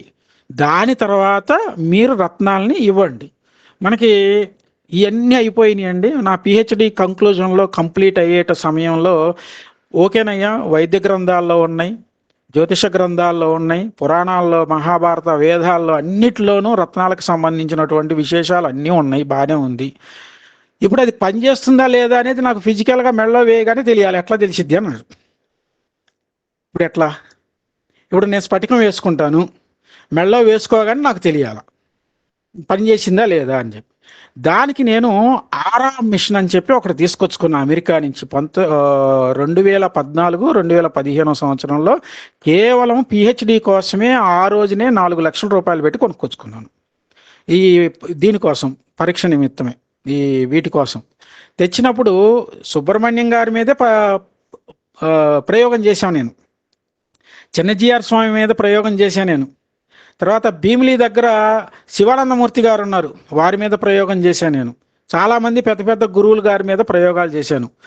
గోవు చుట్టూ తిరిగినప్పుడు తిరగక ముందు వాళ్ళ యొక్క ఆర ఎలా ఉంది, చక్రాలు ఎలా ఉన్నాయి అని చెప్పి తెలుసుకున్నాం. తర్వాత మెడలో స్ఫటిక లింగాల మాల వేశాం. అంతకుముందు మాల వెయ్యక ముందు ఎలా ఉన్నది, వేసిన తర్వాత ఎలా ఉన్నది, వాళ్ళ ఆరా మొత్తం కూడా వైలెట్ కలర్లో వచ్చింది. తర్వాత చక్రాస్ ఏవైతే ఉన్నాయో అస్పష్టంగా, అసతుల్యంగా ఉన్న చక్రాస్ మొత్తం కూడా సమస్థితిలో ఉన్నాయి, బ్యాలెన్స్డ్గా ఉన్నాయి. ఆ బ్యాలెన్స్డ్గా ఎప్పుడైతే చక్రాలు ఉంటాయో వాళ్ళ యొక్క ఆలోచన విధానము చక్కగా ఉంటుంది. సరి అయిన సమయంలో సరి అయిన విషయాలకి స్పందించి వాళ్ళు మంచి వాటిని అనుభవిస్తూ ఉంటారు. కాబట్టి ఇక్కడ కంక్లూజన్లో ఏం చేసాము, కొంతమంది మీద ఈ రత్నాలని జాతక చక్రం తీసుకున్నాము. వీరికి ఏ ఏ ప్రాబ్లమ్స్ ఉంటాయి, ఆ ప్రాబ్లమ్స్కి ఏ ఏ రత్నాలు స్ఫటికాలు పనిచేస్తాయో వాటి మీద వాటర్ తాగించటము, లేకపోతే ఆ రత్నాలను పెట్టి ఆరా స్కానింగ్ చేయటము, ఎన్ని రోజుల్లో తగ్గుతుంది, ఈ విధంగా మంత్రాన్ని చదవమంటము, అవన్నీ ప్రయోగాలు చేసిన తర్వాత మేము కంక్లూజన్లో పిహెచ్డిని కంప్లీట్ చేయడం జరిగింది. అంటే ఇక్కడ పూర్వ గ్రంథాల్లో ఉన్నంత మాత్రాన ఇది కరెక్టు అని చెప్పం మేము అంటారు గురువులు. మరి నేను నిరూపించాలి కదా, లేకపోతే నీకు ఉచితంగానే పిహెచ్డి ఇవ్వమంటావా అని అన్నారు. అది కరెక్టే కదా, నాకు కూడా సాటిస్ఫాక్షన్ ఉండదు కదా. కరెక్టే, మరి దీన్ని ఎక్కడో చోట కంక్లూడ్ చేయాలి కదా అని చెప్పి ఈ విధంగా చేయడం జరిగింది. కాబట్టి ఒక పరిశోధన చేయాలి అంటే అది చిన్న విషయం ఏం కాదు. నేను రత్నాల శాస్త్రానికి సంబంధించినటువంటిది పిహెచ్డి జాయిన్ అయ్యేటప్పుడు ఇంటర్వ్యూలో దీనికి సంబంధించినటువంటి పూర్వ గ్రంథాలు ఏమీ లేవు అని చెప్పారు నాకు ఆ ఇంటర్వ్యూలో ఒక వ్యక్తి. చేయితే లేదండి చాలా ఉన్నాయండి అన్న. ఉంటే 5ో 10ో ఉన్నాయి, అంతకన్నా ఎక్కువ ఉన్నాయా ఏంటి అన్నారు. రత్నాలకు సంబంధించి 145 గ్రంథాల్లో నేను ఈ మొత్తం ఇన్ఫర్మేషన్ తీశాను. దాదాపు 2 సంవత్సరాలు పూర్వపు లైబ్రరీలు మొత్తం, ఏది మన తాటాకుల్లో రాసినటువంటి గ్రంథాలు, వీటిల్లో కూడా మనం పోయి వాటిని ఫోటో తీసుకొని, చాలా ఖర్చుతో కూడుకుంది, శ్రమతో కూడుకుంది. యూనివర్సిటీ నుంచి లెటర్ తీసుకొచ్చుకోవటము, ఆ లెటర్ సబ్మిట్ చేయటము, ఆ పేజీలు చిరిగిపోతాయి అంటే ఒక కెమెరా తీసుకొని వెళ్ళి ఆ కెమెరాతో ఫోటోలు తీయటము. ఆ వాటిలో 1890 సంవత్సరంలో తెలుగు గద్య భాగంలో రాసినటువంటి రత్నశాస్త్రం మీద పుస్తకాన్ని పట్టుకున్నాను నేను. ఆ పుస్తకాన్ని కూడా మొత్తం సబ్మిట్ చేశాను నేను. అంటే రత్నాలకు సంబంధించింది ఎక్కువ లేవు సమాచారం అని చెప్పి వాళ్ళు చెప్తారు. అంటే దాని మీద పరిశోధన చేసిన వాళ్ళు ఎవరు లేరు గతంలో. ఇప్పుడు నేను చేసినటువంటి పరిశోధన 0.1%. ఇంకా చాలా పరిశోధన చేయాల్సి ఉంది. నా తర్వాత ఎవరైనా పరిశోధన చేస్తే నా గ్రంథము వాళ్ళకు ఉపయోగపడే అవకాశాలు ఉంటాయి. అంతేగాని నేను చేసినటువంటి పరిశోధన చాలా ఎక్కువేమి కాదు, 0.1% మాత్రమే. ఈ పరిశోధనకే నాకు 4.5 సంవత్సరాల పైన పట్టింది. చాలా మంది దగ్గర నేను తిరగాల్సి వచ్చింది. అవి కంక్లూజన్ చేసుకోవడానికి కూడా చాలా ఇబ్బంది పడ్డాను. అంటే ఇవి అంత తొందరగా ఈ తెగేవి కావు. కాబట్టి ఈ రత్నశాస్త్రాన్ని ఉపయోగించుకొని తెలుసుకొని ప్రతి ఒక్కరికి వచ్చిన ప్రతి ఒక్కరికి కూడా నువ్వు ఈ స్టోన్ వేసుకో, ఆ స్టోన్ వేసుకో, ఇది వేసుకో, అది వేసుకో అని చెప్పి మనం చెప్పకూడదు.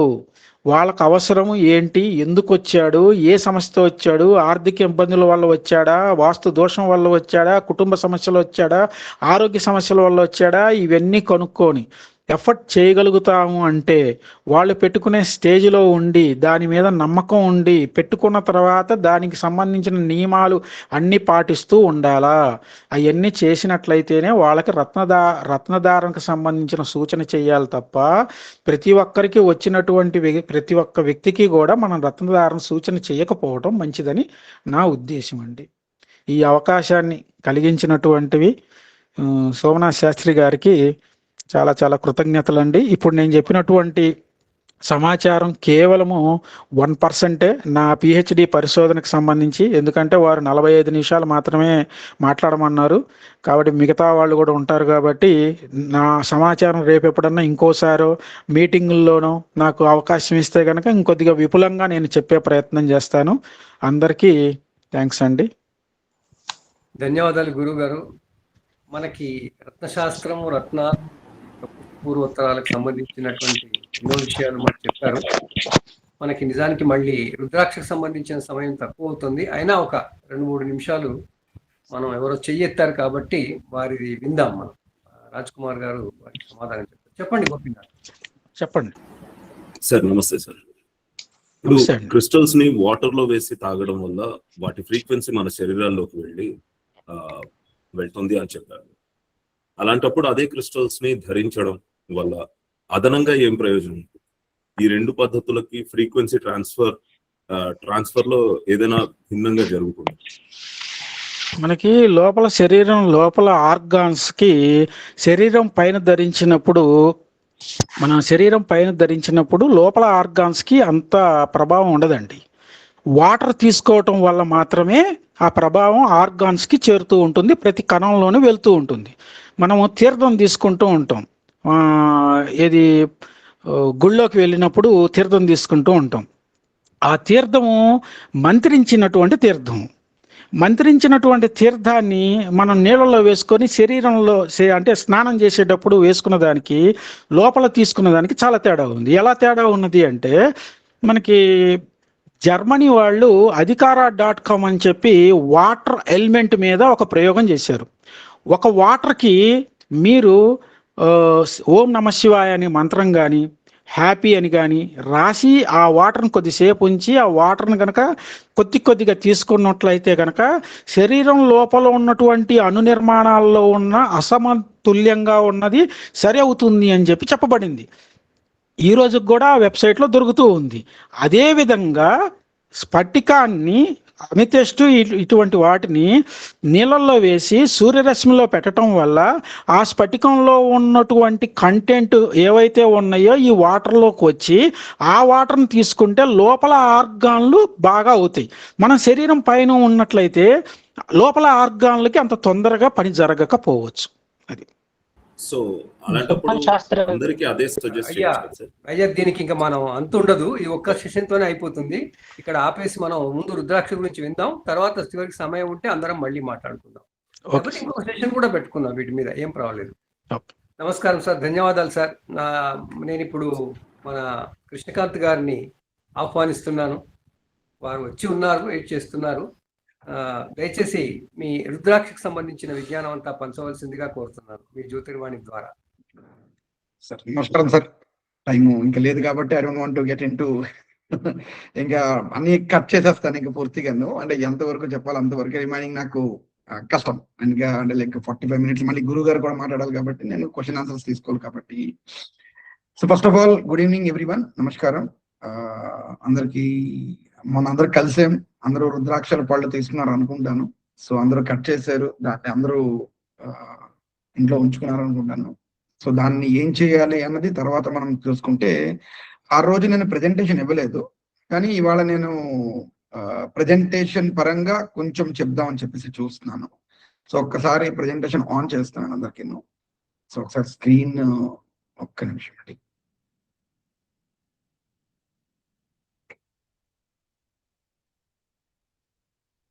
స్క్రీన్ షేర్ చేస్తున్నాను.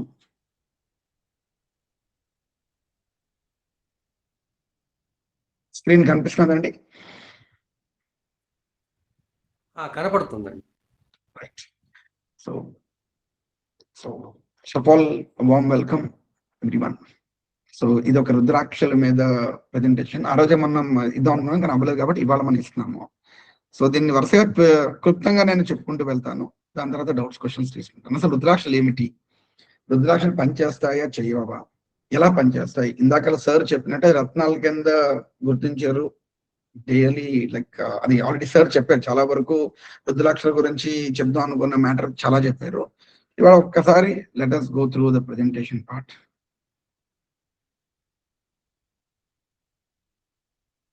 ఏంటది? ఇందాక మనం చెప్పినట్టు అది పురాతన పద్ధతి అంటే బేసికల్ గా ద ఏన్షియంట్ ట్రీట్మెంట్. ఇది బేసికల్ గా ఇదివరకు రుద్రాక్షలతోటి పూర్తిగా ట్రీట్మెంట్స్ అవన్నీ మొత్తం రుద్రాక్షలతోటి చేసేవారండి మొత్తం అంతా.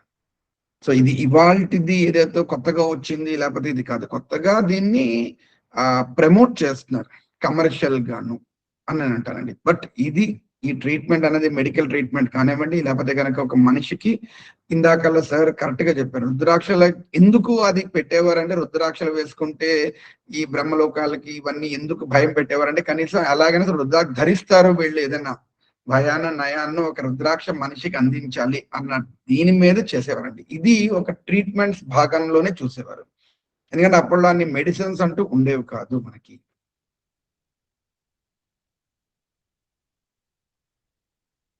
సో వాట్ ఈస్ రుద్రాక్ష? ఇప్పుడు రుద్రాక్ష అంటే ఏమిటి? ఇప్పుడు చాలా మంది మనకి చెప్తూ ఉంటారండి, ఈ రుద్రాక్షలు అంటే ఇవన్నీ మనకి రుద్ర అంటే లైక్ శివుడు అండ్ అక్ష అంటే టీయర్స్, శివ పురాణంలోని శివుడి నుంచి వచ్చిన టీయర్స్ అని వచ్చిందని చెప్పేసి చెప్తుంటారు మనకి. బట్ యాజ్ అ జన్జీ వాళ్ళకి అడిగారు అనుకోండి, తర్వాత మాట్లాడుకుందాం అని చెప్తారు డైరెక్ట్ గా. కానీ ఆ టైంలో అలా చెప్పడం అనేది రైట్, ఎందుకంటే దీనికి అంత పవిత్రత అనేది ఇచ్చేవారు బేసికల్ గా.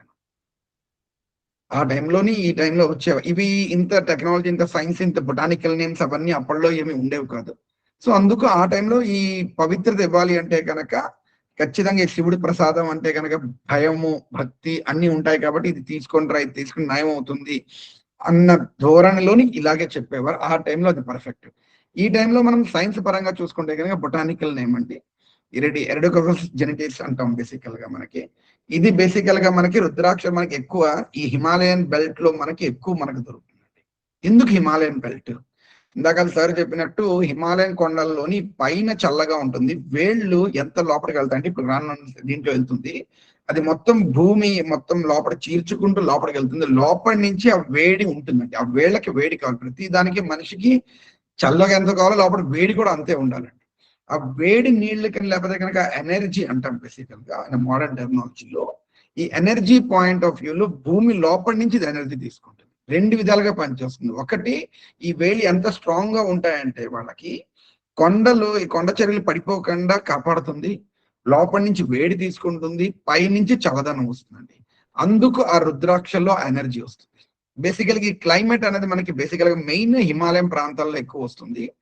అటు మనకి నేపాల్, ఇండియా, ఇప్పుడు రైట్ నో ఇండోనేషియాలోని, టిబెటన్లోని, భూటాన్, వీటిల్లో కూడా మనకి బాగా సౌత్ ఏషియాలో బేసికలీ ఎక్కువ పండుతుంటుందండి. బట్ మెయిన్ ఈ రీజన్స్, హిమాలయన్ రీజన్స్, ఇప్పుడు మీకు పిక్చర్ లో చూస్తే కనుక హిమాలయన్ రీజన్స్ లో ఎక్కువ పండుతుందండి మొత్తం అంతా. కానీ ఎందుకు ఈ నేపాల్ రుద్రాక్షల్లో ఎందుకు ఉంటుందంటే బేసికల్ గా అది హై ఆటిట్యూడ్ లో ఉంటుంది మొత్తం అంతా. మనం చూస్తే కనుక ఎక్కడ పొల్యూషన్ ఫ్రీ ఉంటుంది, హై ఆటిట్యూడ్. రెండోది మినరల్ రిచ్, అక్కడ ఉన్న మినరల్స్ ఇంకెక్కడ ఉండవండి. చిన్న దేశము, ఆ మినరల్స్ ఎక్కడ పొల్యూషన్ అవ్వదు. ఇటుపక్క మనం ఇటుపక్క చూసిన పొల్యూషన్ ఫ్రీ అది పూర్తిగాను. రెండోది ఆ ఎక్స్ట్రీమ్ క్లైమేట్ కండిషన్స్, చలికాలం విపరీతమైన చలి ఉంటుంది, నిత్యం మంచు ఉంటుంది, నిత్యం వర్షం అలా తుంపర పడుతూ ఉంటుంది. So extreme climate conditions main అక్కడ హిమాలయన్ తాలూకా ఎనర్జీ ఉంటుంది. మామూలుగానే సరే మన నేపాల్ వెళ్ళి ఒక వారం రోజులు ఉండొస్తే మనం ఒక ఫ్రెష్నెస్ ఫీల్ అవుతామండి. సో అందుకు అక్కడ యోగిలు లేకపోతే కనుక వీళ్ళు సిద్ధస్తులు మొత్తం అందరూ అఘోరాలు వీళ్ళందరూ అటుపక్క ఎందుకు ఉంటారంటే కనుక రీజన్ ఇస్ దట్ వన్. మనకి అక్కడ హై ఎనర్జీ ఫీల్డ్స్ లో వాళ్ళు ఉంటారు.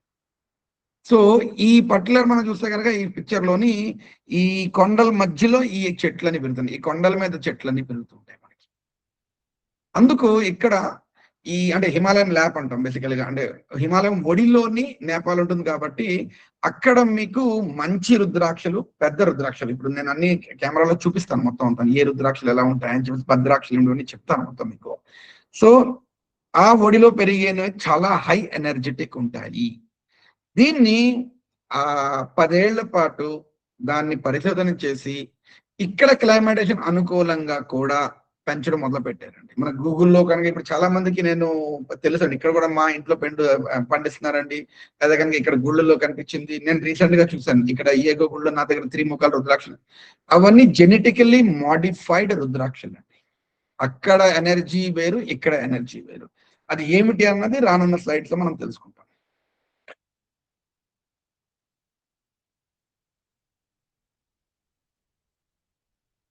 సో ఇక్కడ మనకి ఇది రుద్రాక్ష చెట్టు అండి. ఇది బేసికల్ గా ఎలా వెళ్తుందంటే ఈ వేళ్ళు అన్నది ఇంత లోపలికి, ఇంత దడంగా లోపలికి వెళ్తూ ఉంటాయండి. దృఢంగా లోపల ఇంత పెద్ద పెద్ద వేళ్ళు ఉంటాయి. ఈ వేళ్ళు మట్టిని ఎంత బాగా గట్టిగా పట్టుంటాయి. మామూలుగా వేళ్ళు మనకి ఇలా ఉండవండి, మామూలుగా వేళ్ళు డిఫరెంట్ గా ఉంటాయి. ఈ వేళ్ళు అలా స్ప్రెడ్ అయిపోయి మొత్తం ఈ తోటల్లో కింద వరకు వెళ్ళిపోతాయండి కొండల్లోని. ఈ పర్టికులర్ ట్రీస్ నుంచి మనకు వచ్చేది ఇలాంటి కాయలు ముందు వస్తాయండి పూర్తిగా. ఇవి గ్రీన్ ఫ్రూట్స్ అంటారు. మొన్న మీకు అందరికీ వచ్చింది సుమారుగా ఇవి గ్రీన్ ఫ్రూట్స్ అంటే పూర్తిగా. దీని తర్వాత మనకు వచ్చేది ఇవి పళ్ళు అవుతాయండి. పళ్ళు అయి రాలిపోతాయి బేసికల్ గా. రాలిపోయిన తర్వాత వీళ్ళందరూ ఈ చెట్లలోకి వెళ్ళి ఎప్పుడైతే మనకి మంచు తగ్గుతుందో, ఎందుకంటే చాలా లేట్ గా పాడైపోతాయి అక్కడ, ఎందుకంటే పాడవడానికి చాలా ఛాన్సెస్ చాలా తక్కువ, ఎందుకంటే అంత కూలింగ్ ఉంటుంది అక్కడ. రెండోది శీతాకాలం ఎప్పుడైతే రాలిపోతాయో అవి కొంచెం చేస్తారమ్మా, కొంచెం మ్యూట్ చేయండి కొంచెం. ఐ డోంట్ నో ఎవరు. సో ఇక్కడ మనకి ఈ కాయలు రాలిపోతాయి, పళ్ళు ఎప్పుడైతే రాలిపోతాయో మనకి ఈ వీళ్ళు వెళ్ళి అడవిలోకి వెళ్ళి పళ్ళు ఏరి తీసుకొచ్చేవారండి. దాని తర్వాత అది లోపల ఎండిపోయిన తర్వాత పైన ఈ లోపల ఉన్న సీడ్ మనకు వచ్చేసరికి దీన్ని రుద్రాక్ష. మనకి బేసికల్ గా ఈ పండు నుంచి ఆ కాయ నుంచి మనకి పళ్ళు నుంచి మనం తెంపితే దాన్ని ఒక రుద్రాక్ష. మనం మామూలుగా చూసాం, మనం మీకు అందించింది ఈ స్టేజ్ లోని, ఈ పండు స్టేజ్ లో అందించేవాడు డైరెక్ట్. ఆ పండుని డైరెక్ట్ గా కట్ చేస్తే మీకు రుద్రాక్ష వస్తుంది. సో అది ఈ లైన్స్ అన్నది ఏమిటి అనేది ముందు మనం తెలుసుకుంటే, సో ఇది పర్టికులర్ గా ఎలా పనిచేస్తుంది, ఇది ఎలక్ట్రోమాగ్నెటిక్ రేస్ తో పనిచేస్తుంది, ఎలక్ట్రోమాగ్నెటిక్ వేవ్స్ తో పనిచేస్తుంది బేసికల్ గా. ఇది ధారిస్తే మెళ్ళో అన్నది మనకి ఉంటే ఇది పూర్తిగా ఒక మనిషి తాలూకా, ఇందాక సార్ చెప్పారు, ఆరా పెంచుతుందండి, హీలింగ్ చేస్తుంది, మనకి రకరకాల ఎనర్జీస్ మనకి ఇస్తూ ఉంటాయండి.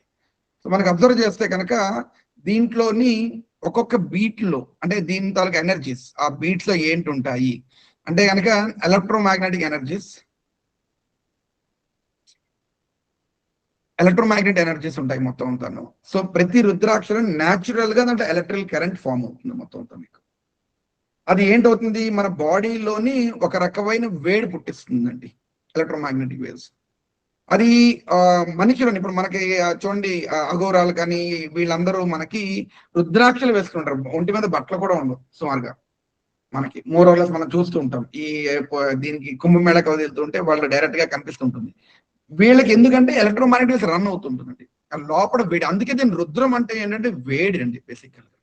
రుద్రుడు అంటే కనుక రుద్రం నమ్మకం చదువుతున్నప్పుడు కూడా మనకి చెమటలు పడుతూ ఉంటాయి బేసికల్ గా. అందుకు రుద్రుడు అంటే వేడి, ఆ వేడి ఉత్పన్నం అవుతుంది. అందుకే వీళ్ళు అక్కడి నుంచి రుద్రాక్షలు వేసుకుని ఖచ్చితంగా ఉంటారు.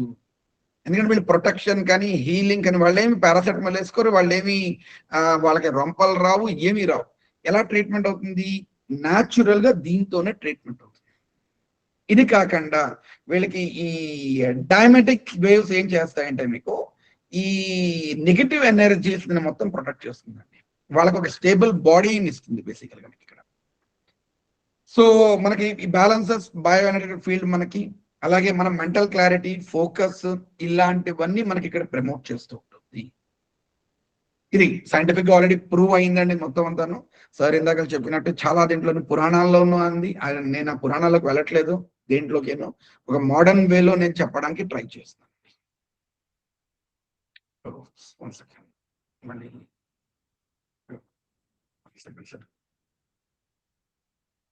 సారీ.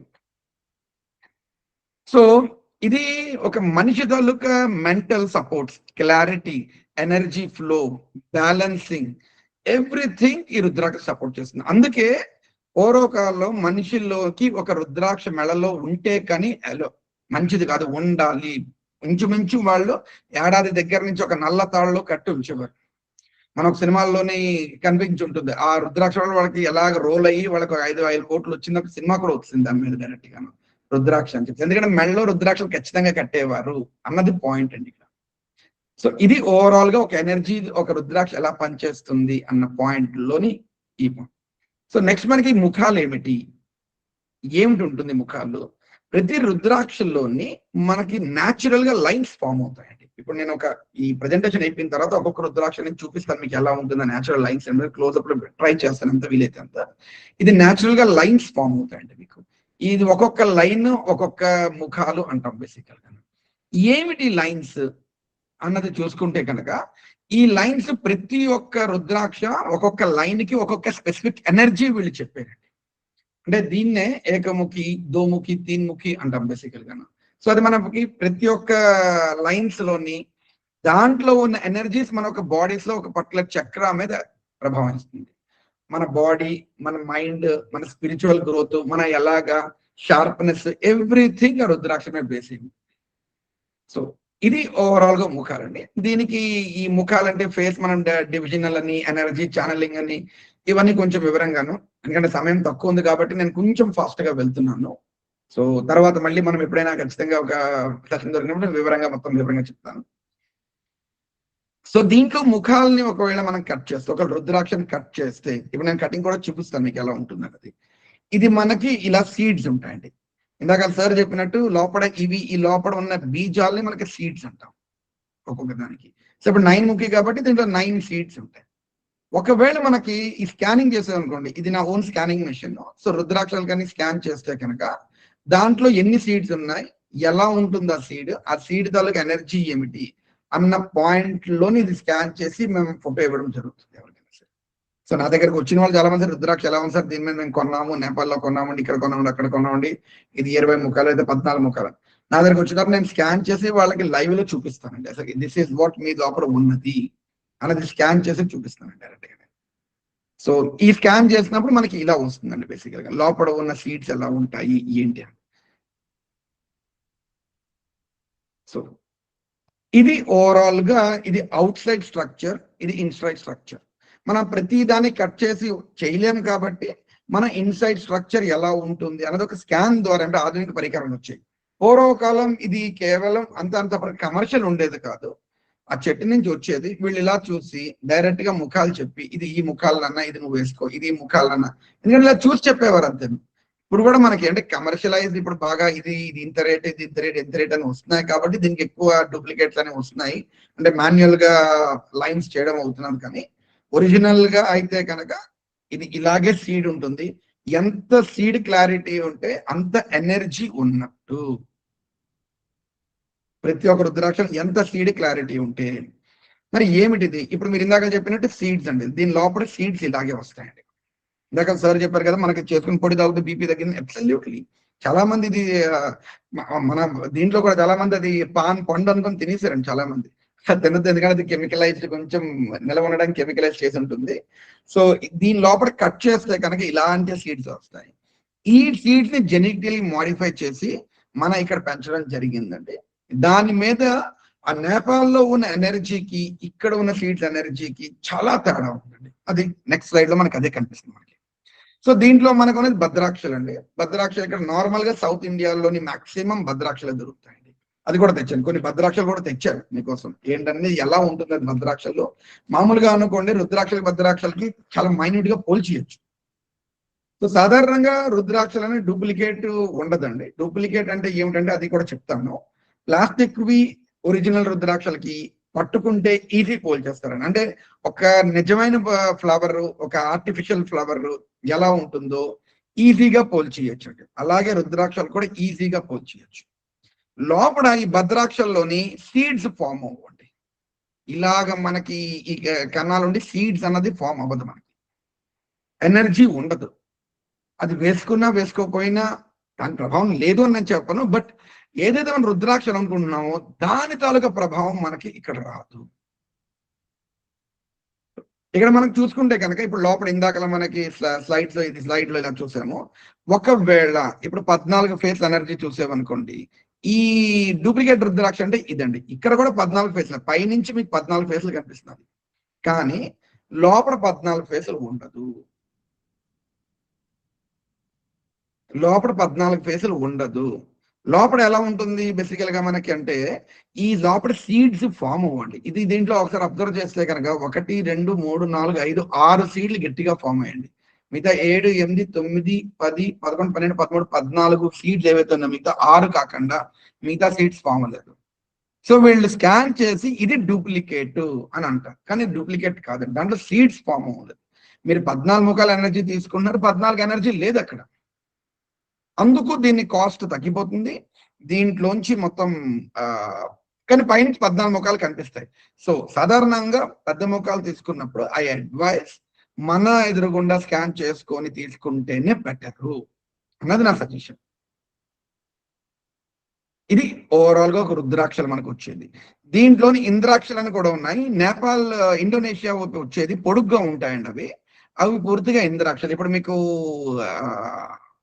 ఏంటది మాల ఒకటి దొరుకుతుందని నేను చూపిస్తాను. అది ఏకముఖ నుంచి అవన్నీ పూర్తిగా ఇంద్రాక్షలు వస్తాయండి బేసికల్ గా మీకు. సో ఇక్కడ మనకి 1 నుంచి 21 ముఖాల వరకు మనకి మోస్ట్లీ ఇన్ని రుద్రాక్షలు ఉన్నాయి. కానీ మనకి రెగ్యులర్ గా అవైలబుల్ అన్నది 4, 5, 6, 7 వరకు మనకి రెగ్యులర్ గా మోర్ ఆర్ లెస్ అవైలబుల్ ఉంటుంది. 3 కామన్ అండి, 2 కూడా మనకి అవైలబుల్ ఉంటుంది. సో ఒక్కొక్క సీడ్ నేను చూపిస్తాను. 2లో సీడ్ ఎలా ఉంటుంది ఇదేనండి. స్క్రీన్ నేను పెద్దది చేసి కొంచెం నేను పిన్ చేసి చూపిస్తాను అందరికీ. సో దీంట్లోని మెయిన్లీ మనకు దొరికేది 14 ముఖాల వరకు ఈజీగా అవైలబుల్ ఉంటుంది మార్కెట్ లో. 14 వరకు, 15 నుంచి 21 వరకు రేర్ పీసెస్ అండి.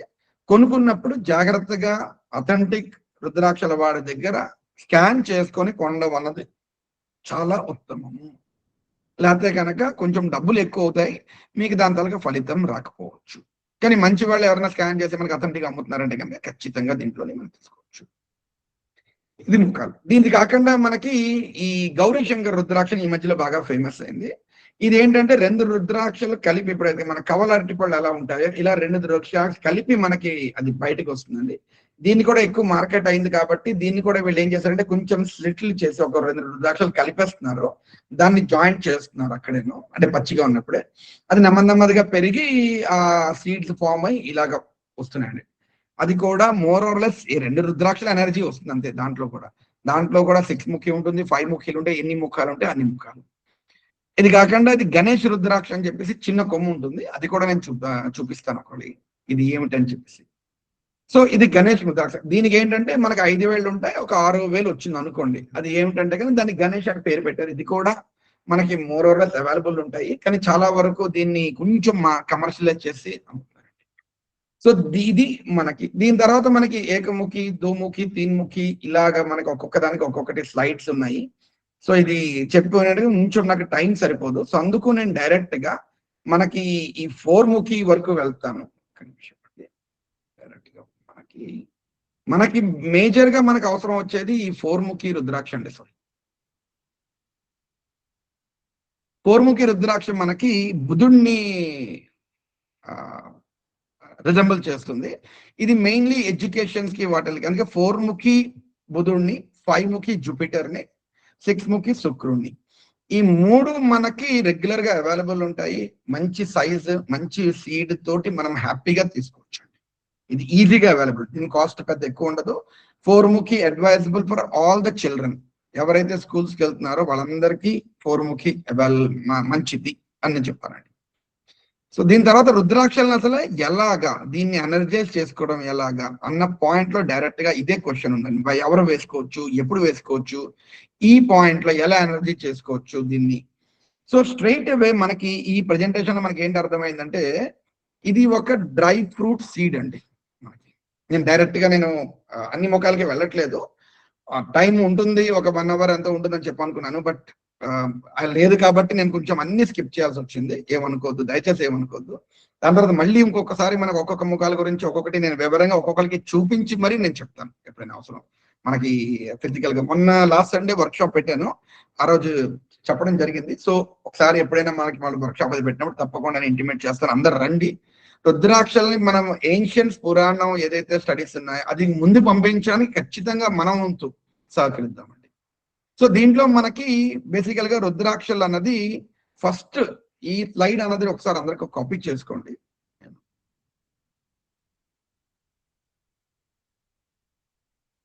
సో ఇది బేసికల్ గా ఒక సీడ్ అండి.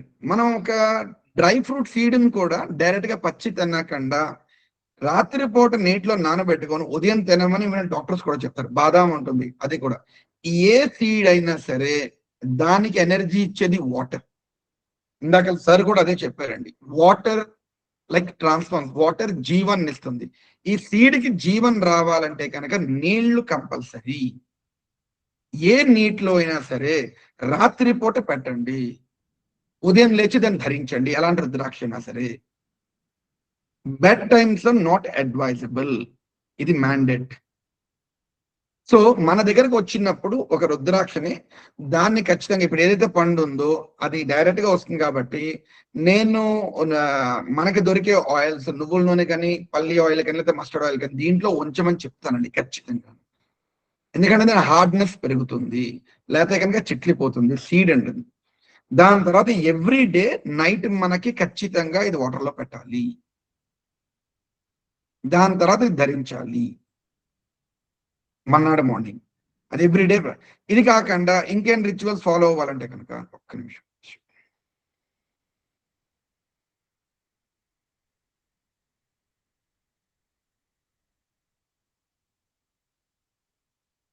ఇంకేం రిచువల్స్ ఫాలో అవ్వాలంటే కనుక ఓవర్ నైట్ సోకింగ్ అండి. రాత్రిపూట నానబెట్టండి నీళ్ళల్లోని, ఉదయం దాన్ని శుభ్రతపరిచి డ్రై చేసి దాన్ని ఒకసారి దీపం దగ్గర చూపించి అప్పుడు ధరిస్తే దాని తాలూకా ఎనర్జీస్ అన్నది మనకి ఫామ్ అవుతుంది. ఆ ఎనర్జీస్ మళ్ళీ రివైవ్ అవుతాయి, దాంట్లోనే జీవం రివైవ్ అవుతుంది అన్న పాయింట్ ఇక్కడ చెప్తాను. దాని తర్వాత ఎవ్రీ పున్నానికి అమావాస్యకి మనకి ఖచ్చితంగా దీనికి, ఎందుకు పున్నానికి అమావాస్యకి, ఎందుకంటే ఆ టైంలోనే మనకి ట్రెడిషనల్ గా మనకి ఈ పున్నానికి అమావాస్యకి మనకి హై టైడ్ లో టైడ్స్ అవుతాయండి. బేసికల్ గా మనకి ఏదైనా సరే పున్నానికి అమావాస్య ఒకటి గుర్తుంటుంది, 15 రోజులకు ఒకసారి దీన్ని మెయింటైన్ చేయాలి అని చెప్పేసి. ఆ రోజు పున్నానికి అమావాస్యకి ఒక పంచామృతాల అభిషేకం అండి. డైలీ మన ఇంట్లో ఉన్న ఐటమ్స్ ఎన్నో, లేదా ఏ శివాలయానికి వెళ్ళి అక్కడికి ఇచ్చినా సరే చక్కగా వాళ్ళు పున్నానికి అమావాస్యకి చక్కగా ఏ శివాలయానికి వెళ్ళిన వాళ్ళు పంచామృత అభిషేకాలు చేస్తారు, కింద పెట్టుకుంటే అవి పూర్తిగా ఎనర్జైజ్ అవుతాయి. అలాగే ఏ రుద్రాభిషేకం ఎక్కడ జరిగినా సరే నీళ్ళు కింద పడుతుంటాయి, దాంట్లో కూడా శుభ్రంగా కడిగేసి దాంట్లో వేసిన ఎనర్జైజ్ అవుతుంది. ఇది మ్యాండేటరీగా చెయ్యండి. దానివల్ల మీ ఎనర్జీ దీని తాలూకు జీవం. అంటే ఏంటంటే మనకి మొక్కలకి ఎలా అయితే నీళ్లు పోస్తామో 15 రోజులకు ఒకసారి ఎప్సమ్ సాల్ట్, లేకపోతే కనుక నెలకు ఒకసారి యూరియావో, లేకపోతే కనుక ఒక ఏమిటంటారు దాన్ని పల్లి హల్లియో ఏదో ఒకటి మనం ఇస్తూ ఉంటాం, నైట్రోజన్, ఎన్పికే ఇవన్నీ. అలాగే మన దగ్గర ఉన్నది మనకి ప్రొటెక్ట్ చేస్తున్నది, మన ఎనర్జీ పెంచుతున్నది. దానికి అన్నది ఎనర్జీ పెంచాలి కాబట్టి ఖచ్చితంగా పున్నానికి అమావాస్యకి అభిషేకం చెయ్యండి. డైలీ వాటర్, పున్నానికి అభిషేకం, ఇది ఎనర్జైజ్ అవుతుంది. సో దీని తర్వాత మళ్ళీ సేమ్ క్లీన్ చేసుకొని ఒక దీపం చేసుకొని దానికి ధూపం చూపించండి. ఈ ధూపం ఎలా చూపించవచ్చు, ఏ రకం చూపించి, నా దగ్గర ఒక సేజ్ అని ఉంది, అది కూడా చూపిస్తాను మీకు. ఇది కూడా మనకి ఆయుర్వేదిక్ దీంట్లో ఉంటుంది, దాంట్లో కూడా వస్తుంది. దీంట్లో నెగిటివిటీ, ఎందుకంటే మనకున్న నెగిటివిటీ తగలకుండా ఇది మనకి మన ఎనర్జీ పెంచుతుంది. అందుకు దీనికి ఖచ్చితంగా ధూపం ఇవ్వాలి అని నేను చెప్తానండి బేసికల్గా. అలాగే ఇప్పుడు ఓం నమ శివాయ is one of the best మంత్రం. మనం సాధారణంగా మనం చూస్తూ ఉంటాం. మాక్సిమం పీపుల్ ఇదే అంటారు. మా అన్నయ్య ఒకసారి అంటుంటారు, ఓం నమ శివాయ అంటుంటారండి బేసికల్ గా అన్నిటికి. సో ది బెస్ట్ మంత్రం ఇదండి బేసికల్. దానికి మించిన ఇంకో మంత్రం లేదు అంటారు ఎప్పుడైనా సరే. అలా జపం చేసుకొని హ్యాపీగా ధరించండి. This is what. సో దీనివల్ల ఏంటవుతుందంటే మనకి దాని ఎనర్జీ స్ట్రెంగ్ అవుతుంది, మన ఇంట్లో ఉన్న డివైషనల్ స్ట్రెంగ్ అవుతుంది, రుద్రాక్ష స్పిరిచువల్ వైబ్రేషన్స్ పెరుగుతాయి, మనకి ట్రెడిషనల్ విల్ బి ఆల్వేస్ మనకి సూటబుల్ అవుతుంది అన్నది చెప్తామండి బేసికల్.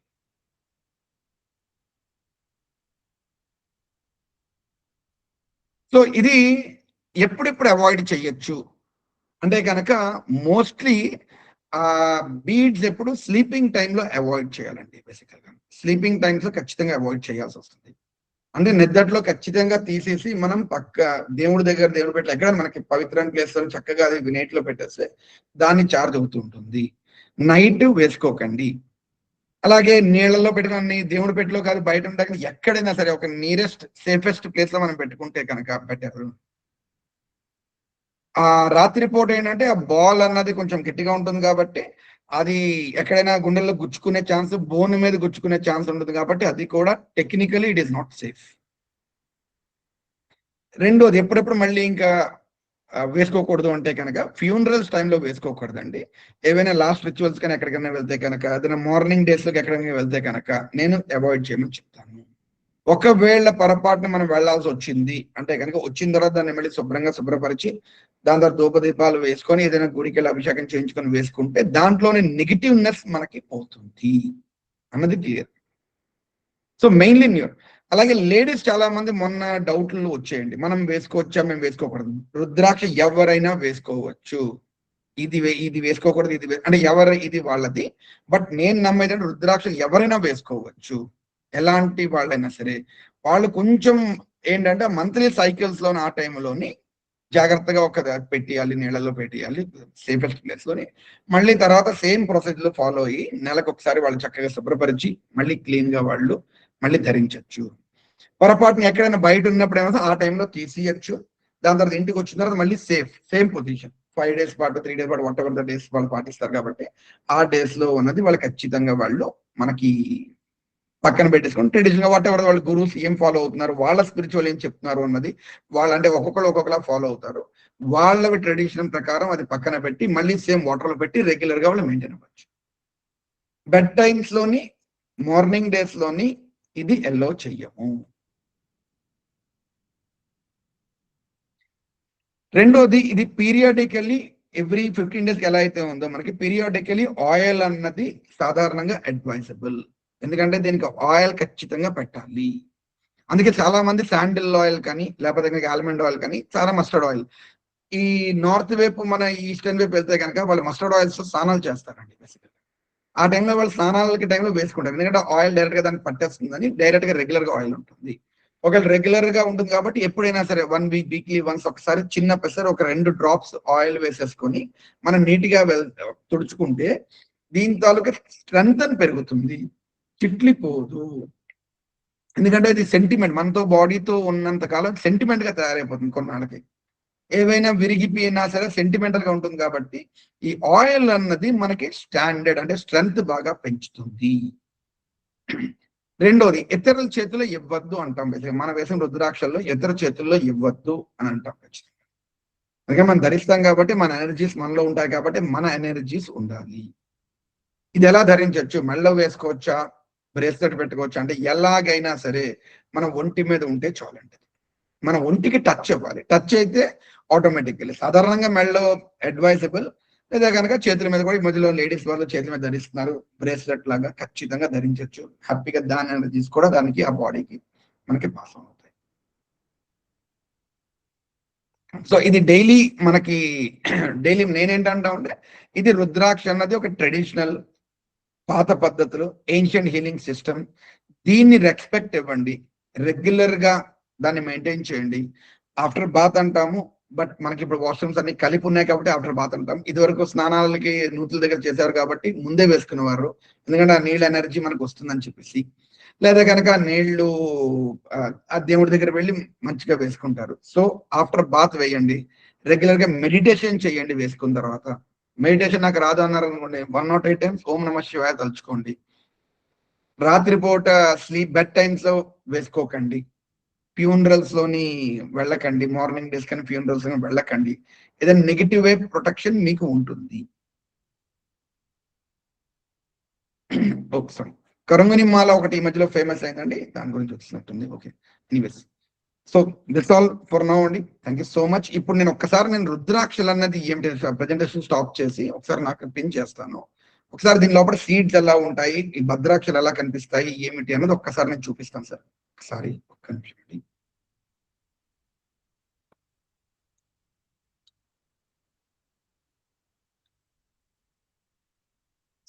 విజిబుల్ అండి నేను.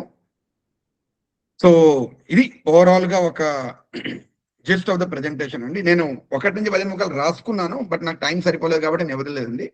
సింపుల్ గా అందరూ 5 ముఖీలు 6 ముఖీలు చూడండి. ఇప్పుడు నేను ఒక రుద్రాక్షలు చూపిస్తానండి డైరెక్ట్ గాను. ఇది ఒక పంచముఖి రుద్రాక్ష అండి. మీకు కనిపిస్తుందా? కొంచెం నాకు పిన్ చేస్తారు ఒకసారి. నన్ను పిన్ చేయగలరా సార్? అడ్మిన్ నేను కాదు కాబట్టి నేను పిన్ చేయలేను. ఒకసారి మీకు చూపిస్తున్నాను చూడండి. ఇది కనిపిస్తుందండి మీకు? కనబడుతుంది. Yes, okay, thank you. ఇదిగోటి, ఇది ఒక రుద్రాక్ష అండి బేసికల్ గా. ఇది ఒక పంచముఖి రుద్రాక్ష. మీకు స్పష్టంగా లైన్స్ ఇలా కనిపిస్తాయండి బేసికల్ గా. ఒక పంచముఖి రుద్రాక్షలోని స్పష్టంగా లైన్స్ కనిపిస్తాయి. ఓకే, అదే మీకు ఒక చతుర్ముఖి రుద్రాక్ష అనుకోండి, దాంట్లో కూడా లైన్స్ ఇలాగే కనిపిస్తాయండి. మీకు అబ్జర్వ్ చేస్తే కనుక దాంట్లో కూడా లైన్స్ ఇలాగే కనిపిస్తుంటాయి ఇంత స్పష్టంగా. ఒకే ఒక భద్రాక్షలు అనుకోండి, మీకు భద్రాక్ష ఇలా ఉంటాయండి బేసికల్ గా. దీనికి పక్క పక్కన క్లారిటీ పెట్టుకుంటే మనకి ఇది పంచముఖి, ఇది పంచముఖి అండి. రుద్రాక్ష భద్రాక్షలు మీకు లైన్స్ ఒకేలా ఉంటాయి, కానీ ఫార్మేషన్ చూడండి. దీంట్లో ఎంత క్లారిటీ ఉంది. ఇది నేపాల్ నుంచి డైరెక్ట్ గా వచ్చిందండి. ఇది డైరెక్ట్ గా భద్రాక్ష లోకల్లో.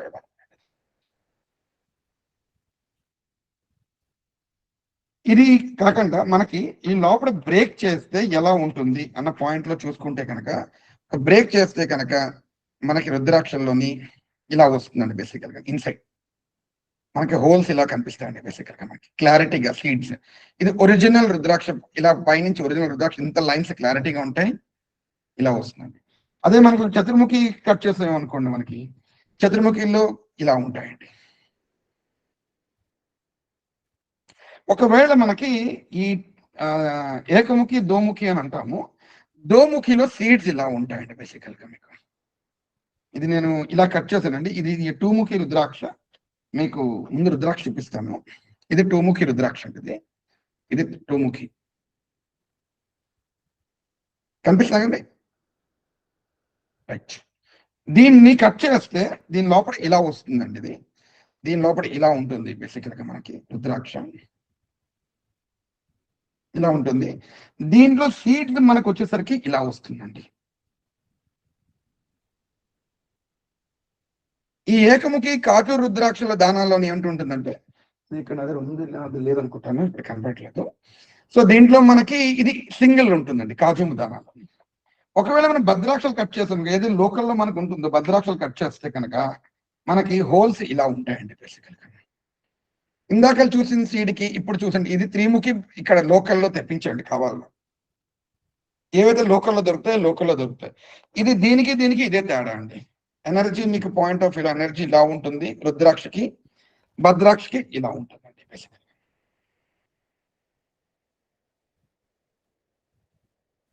సో ఇది కాకుండా మనకి రుద్రాణి అని చెప్పేసి మనకి దొరుకుతాయండి. రుద్రాణి అంటే చిన్న రుద్రాక్షలు. అంటే ఇప్పుడు మనకి చూపిస్తున్నాను, ఇది కూడా మనకి ఇది చిన్న రుద్రాక్షల్ని రుద్రాణిస్ అంటాండి. సారీ, ఇది అడ్డు పెట్టి మీకు చూపిస్తాను. ఇది మనకి దీన్ని రుద్రాణిస్ అంటామండి. రుద్రాణిస్ అంటే కనుక రుద్రాక్షల్ని పెద్ద ఉంటాయి. ఇది రుద్రాణిలు అన్నది చిన్న రుద్రాక్షలు అండి బేసికల్ గా. చిన్నవన్నీ సైజెస్ అన్ని మనకి రుద్రాణిస్ అంటాం బేసికల్ గా. రుద్రాణిస్ మామూలుగా సింగిల్ గా ధరించము, ఏదైనా మాల చేసుకుని వాటి మీద మనకి రుద్రాణిస్ మనకి సూటబుల్. సో ఇది కాకుండా దీన్ని ఎనర్జైజ్ చేయడానికి ఏదైతే చెప్పానో ఇది సేజ్ అండి. ఇలా ఉంటుంది సేజ్ అన్నది. ఇది కూడా మనకి అడవి ప్రాంతాల్లో దొరుకుతుంది, మనకి హిమాలయాల వాటిలోని. ఇది సేజ్ అంటాం బేసికల్ గా. క్రిస్టల్స్ ఇందాక సార్ చెప్పినట్టు క్రిస్టల్స్ ఛార్జింగ్ చేయడానికి ఈ సేజ్ నే వాడతారండి. ఇది ధూపం ఇస్తామండి బేసికల్ గా. దీంతో ధూపం ఇస్తే కనుక మీకు ఒకటి నెగిటివ్నెస్ పోతుంది, మన చుట్టుపక్కల నెగిటివ్నెస్ పోతుంది. అలాగే మనకి ఏమంటారు దాన్ని, మనం ఏదైతే ధరిస్తున్నామో దాని మీద కూడా మనకు వస్తుంది. సో ఇవి రుద్రాక్షలు అండి. ఇప్పుడు మీకు ఒక్కొక్కటి పక్క పక్కన పెట్టి చూపిస్తాను 3 రుద్రాక్షల్ని. మీకు దానివల్ల ఫేసెస్ మీకు ఐడియా ఉంటాయి. ఇప్పుడు ఫేసెస్ మీకు బాగా కనిపిస్తాయి. 3 రుద్రాక్షలు పక్కన పెట్టి మీకు ఒకసారి స్క్రీన్ మీద పెట్టడానికి ట్రై చేస్తాను. ఒకసారి దీన్ని చూడండి. ఒకసారి చూడండి, మీకు కనిపిస్తాయండి. ఒకటి 4 ముఖి, ఇది 4 ముఖి అండి. దాని తర్వాత 5 ముఖి, దాని తర్వాత 6 ముఖి. ఇంత క్లారిటీగా కనిపిస్తుందండి మీకు. మీకు ముఖాలు ఏమీ ప్రాబ్లం ఏం లేదు. ఇది 4 ముఖి దానాలను 4 ముఖి. అందుకే పిల్లలకి ఏమంటారంటే కొనేటప్పుడు, ఇందాక సార్ కూడా చెప్పారు కదా, కొనేటప్పుడు అథెంటిక్ వేలో కొనండి. ఇంత క్లారిటీగా దానాలు కనిపిస్తాయి మీకు. కొనేటప్పుడు ఊరికి పెద్ద ఖరీదేం కాదండి ఇది. ఇదేమి పెద్ద కాస్ట్లీ ఏం కాదు, హార్డ్లీ అండి. ఇవాళ రేపు చాలా మనకి లాజిస్టిక్స్ బాగా వచ్చిన తర్వాత ఒకప్పుడు మనకి ఎక్కువ ఇది ఉండేది, కానీ ఇవాళ రేపు పెద్ద ఏమీ కాదండి. హ్యాపీగా ఇది 5 ముఖి, సారీ యా, ఇది మీరు అబ్జర్వ్ చేస్తే కనుక ప్రాపర్ గా ఇది 6 ముఖి అండి. I will show you this. ఇది మీరు అబ్జర్వ్ చేస్తే మీకు 6 ముఖి అండి. బేసికల్గా కనిపిస్తాం కదా మీకు, ఇది 6 ముఖి అండి. బేసికల్ గా 6 ముఖాలు మీకు కనిపిస్తుంటాయి మీకు. అంటే 6 ముఖాలు అంటే కనుక దీంట్లో 6 సీడ్స్ ఉంటాయి అని చెప్పారు. ఆ సీడ్స్ ఎంత బాగా కనిపిస్తే, ఎంత బాగా ఫామ్ అయితే అంత బాగాను. మన ఇప్పుడు మ్యాంగో సీజన్ కాబట్టి మనం అబ్జర్వ్ చేస్తే కనుక ఆల్ఫాన్సర్ మ్యాంగోస్ అక్కడ దొరుకుతుంది, మనం తీసుకొచ్చి టెంక వేస్తే ఇక్కడ కూడా వస్తుంది, కానీ ఆ టేస్ట్ ఇక్కడ రాదు. అలాగే అక్కడి నుంచి రుద్రాక్షలు తీసుకొచ్చి ఇక్కడ పెరట్లో పండుతున్నది, లేకపోతే కనుక మనకి గుళ్ళో వేసేది అక్కడ కూడా బాగా వస్తున్నాయి అంటే కనుక ఆ సీడ్స్ ఎనర్జీస్ రాదు. ఇది కేవలం హిమాలయాస్ లో, ఈవెన్ నేను ఇండోనేషియా దాన్ని ఏదైతే ఇంద్రాక్షలు అంటామో మేము, జావా రుద్రాక్షలు అంటాం, వాటిల్లో కూడా నేను సజెస్ట్ చేయను. నేపాల్ రుద్రాక్షలు పర్ఫెక్ట్ గా అథెంటిక్ గా మనకి ఈజీ వేలో మనకు కనిపిస్తుంది. So this is what the rudrakshas అండి. క్లుప్తంగా నేను ముగించాను పూర్తిగాను. సో రెస్ట్ చాలా మంది అందరూ రుద్రాక్షలు మనం పళ్ళు ఇచ్చానండి, అందరూ ఓపెన్ చేశారు. సార్ పిన్ ఆపండి సార్, నో ప్రాబ్లం. సో చాలా మంది అందరికి పళ్ళు మనకి వచ్చేయి. ఓకే, సో దాన్ని కట్ చేసి ఉంటారు. దాన్ని దయచేసి ఏదైనా ఆయిల్, మస్టర్డ్ ఆయిల్ కానీ, తిల్ ఆయిల్ కానీ, లేకపోతే కనుక నువ్వుల నూనె కానీ, ఆ నువ్వుల నూనె, వేరుశనగ నూనె కానీ, దేంట్లో అయినా సరే ఒక మండలం అంటే 41 or 48 days what ever you feel, దాంట్లో ఉంచండి. ఆ దేవుడి దగ్గర పెట్టండి.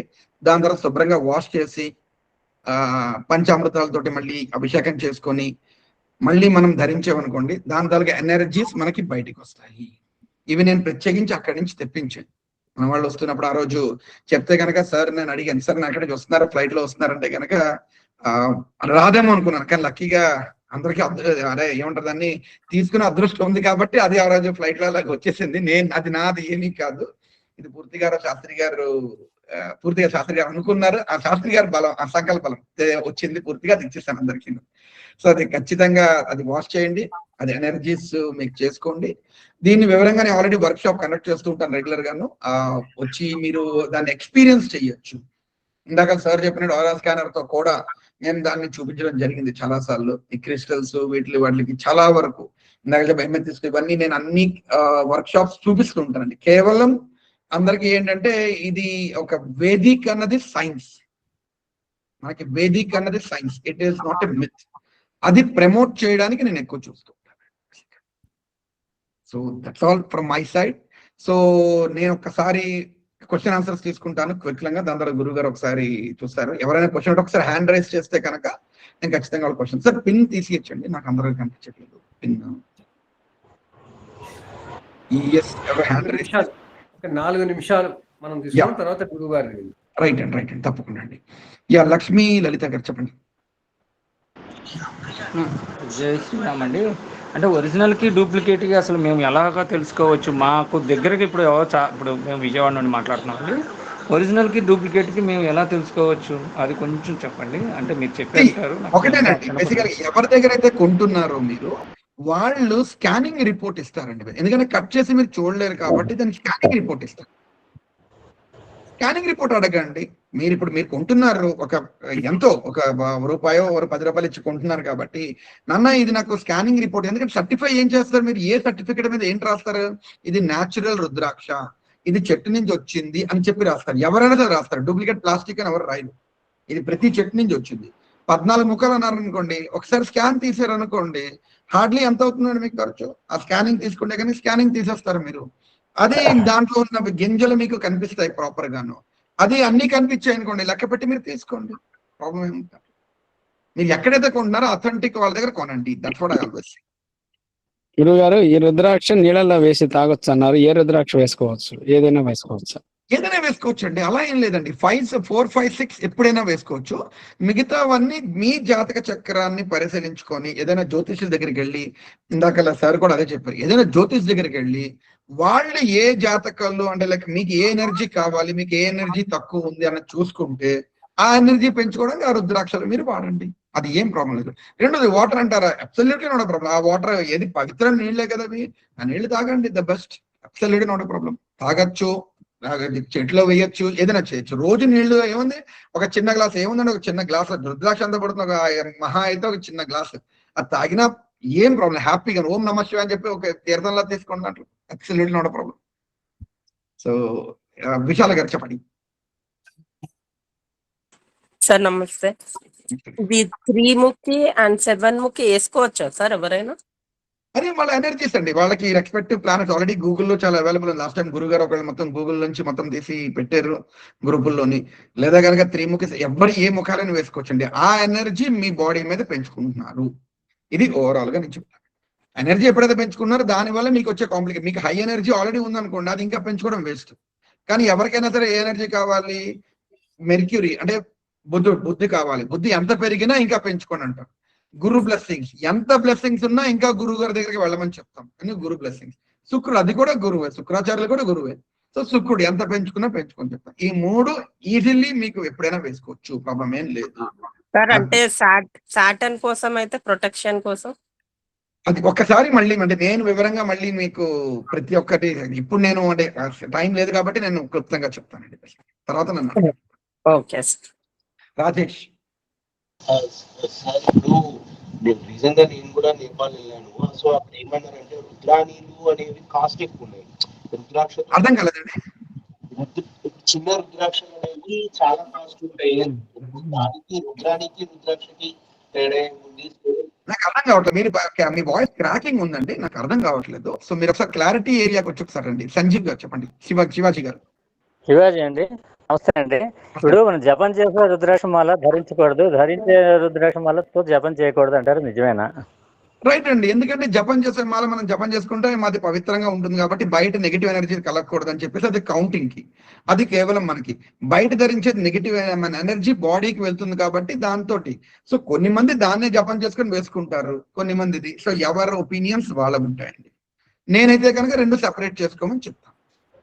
ధన్యవాదాలు. గోవింద గారు, గురు బిల్లా గారు, గోవర్ధన్ బిల్లా గారు, సారీ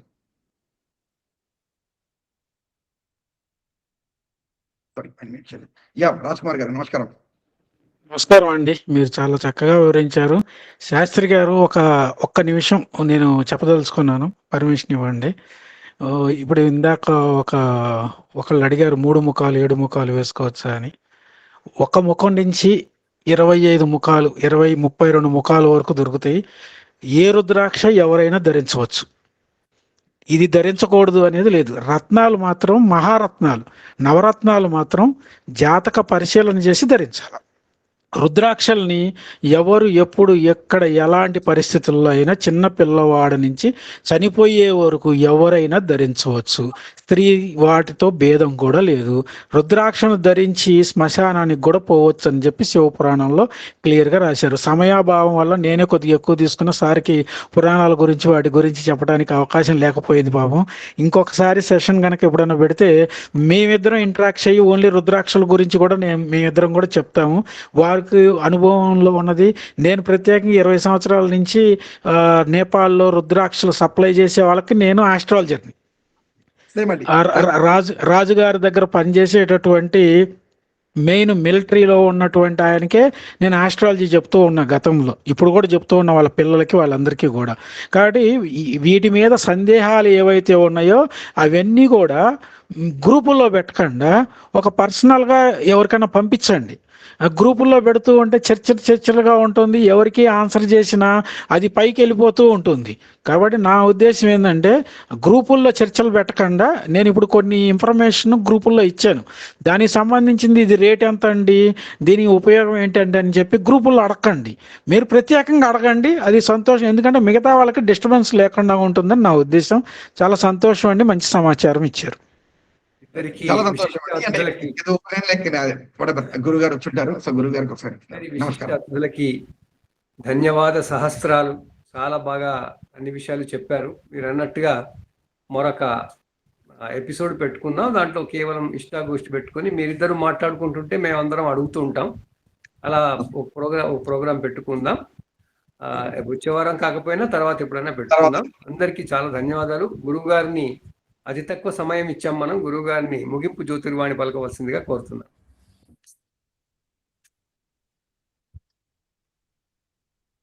శ్రీ గురుభ్యో నమః, శ్రీమాత్రే నమః. అందరికీ నమస్కారం. ఇవాళ విశేషమైనటువంటి సదస్సు. నిజానికి ఇద్దరు యోధులు దాని మీదనే చాలాసేపు, చాలా కాలం పాటు జీవితాన్ని కృషి చేసిన వారు. నేనైతే కృష్ణకాంత్ గారిని తక్కువగా ఈ మధ్య పరిచయం, కానీ రాజ్ కుమార్ గారిని వారి పిహెచ్డి చేస్తున్న ప్రతి క్షణం ప్రతి ప్రశ్న వేసి ఆయన ఇబ్బంది పెట్టిన వాళ్ళలో నేను కూడా ఉన్నాను.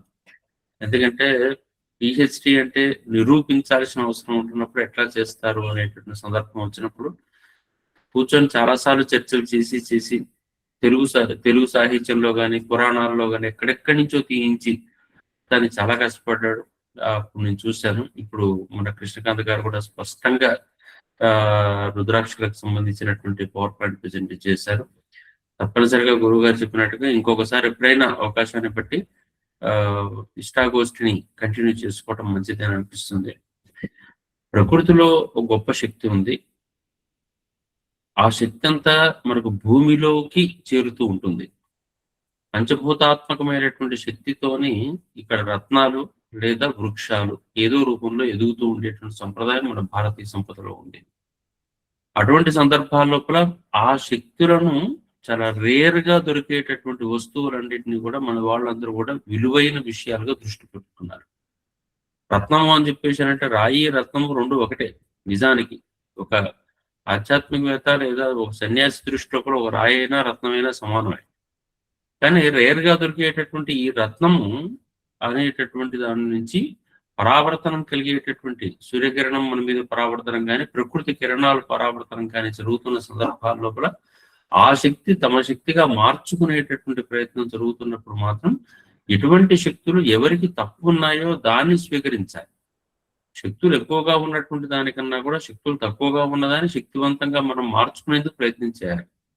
ధాతువుల యొక్క నిర్మాణం లోపల లోపాలు ఉండేటట్టయినా లేదా మానసిక శక్తులు అనేక రూపాల్లో ఉంటాయి కాబట్టి ఆ మానసిక శక్తులను ఈక్విలిబ్రియం సమానత్వం చేసుకునేటువంటి ప్రయత్నం చేసుకోవాలి.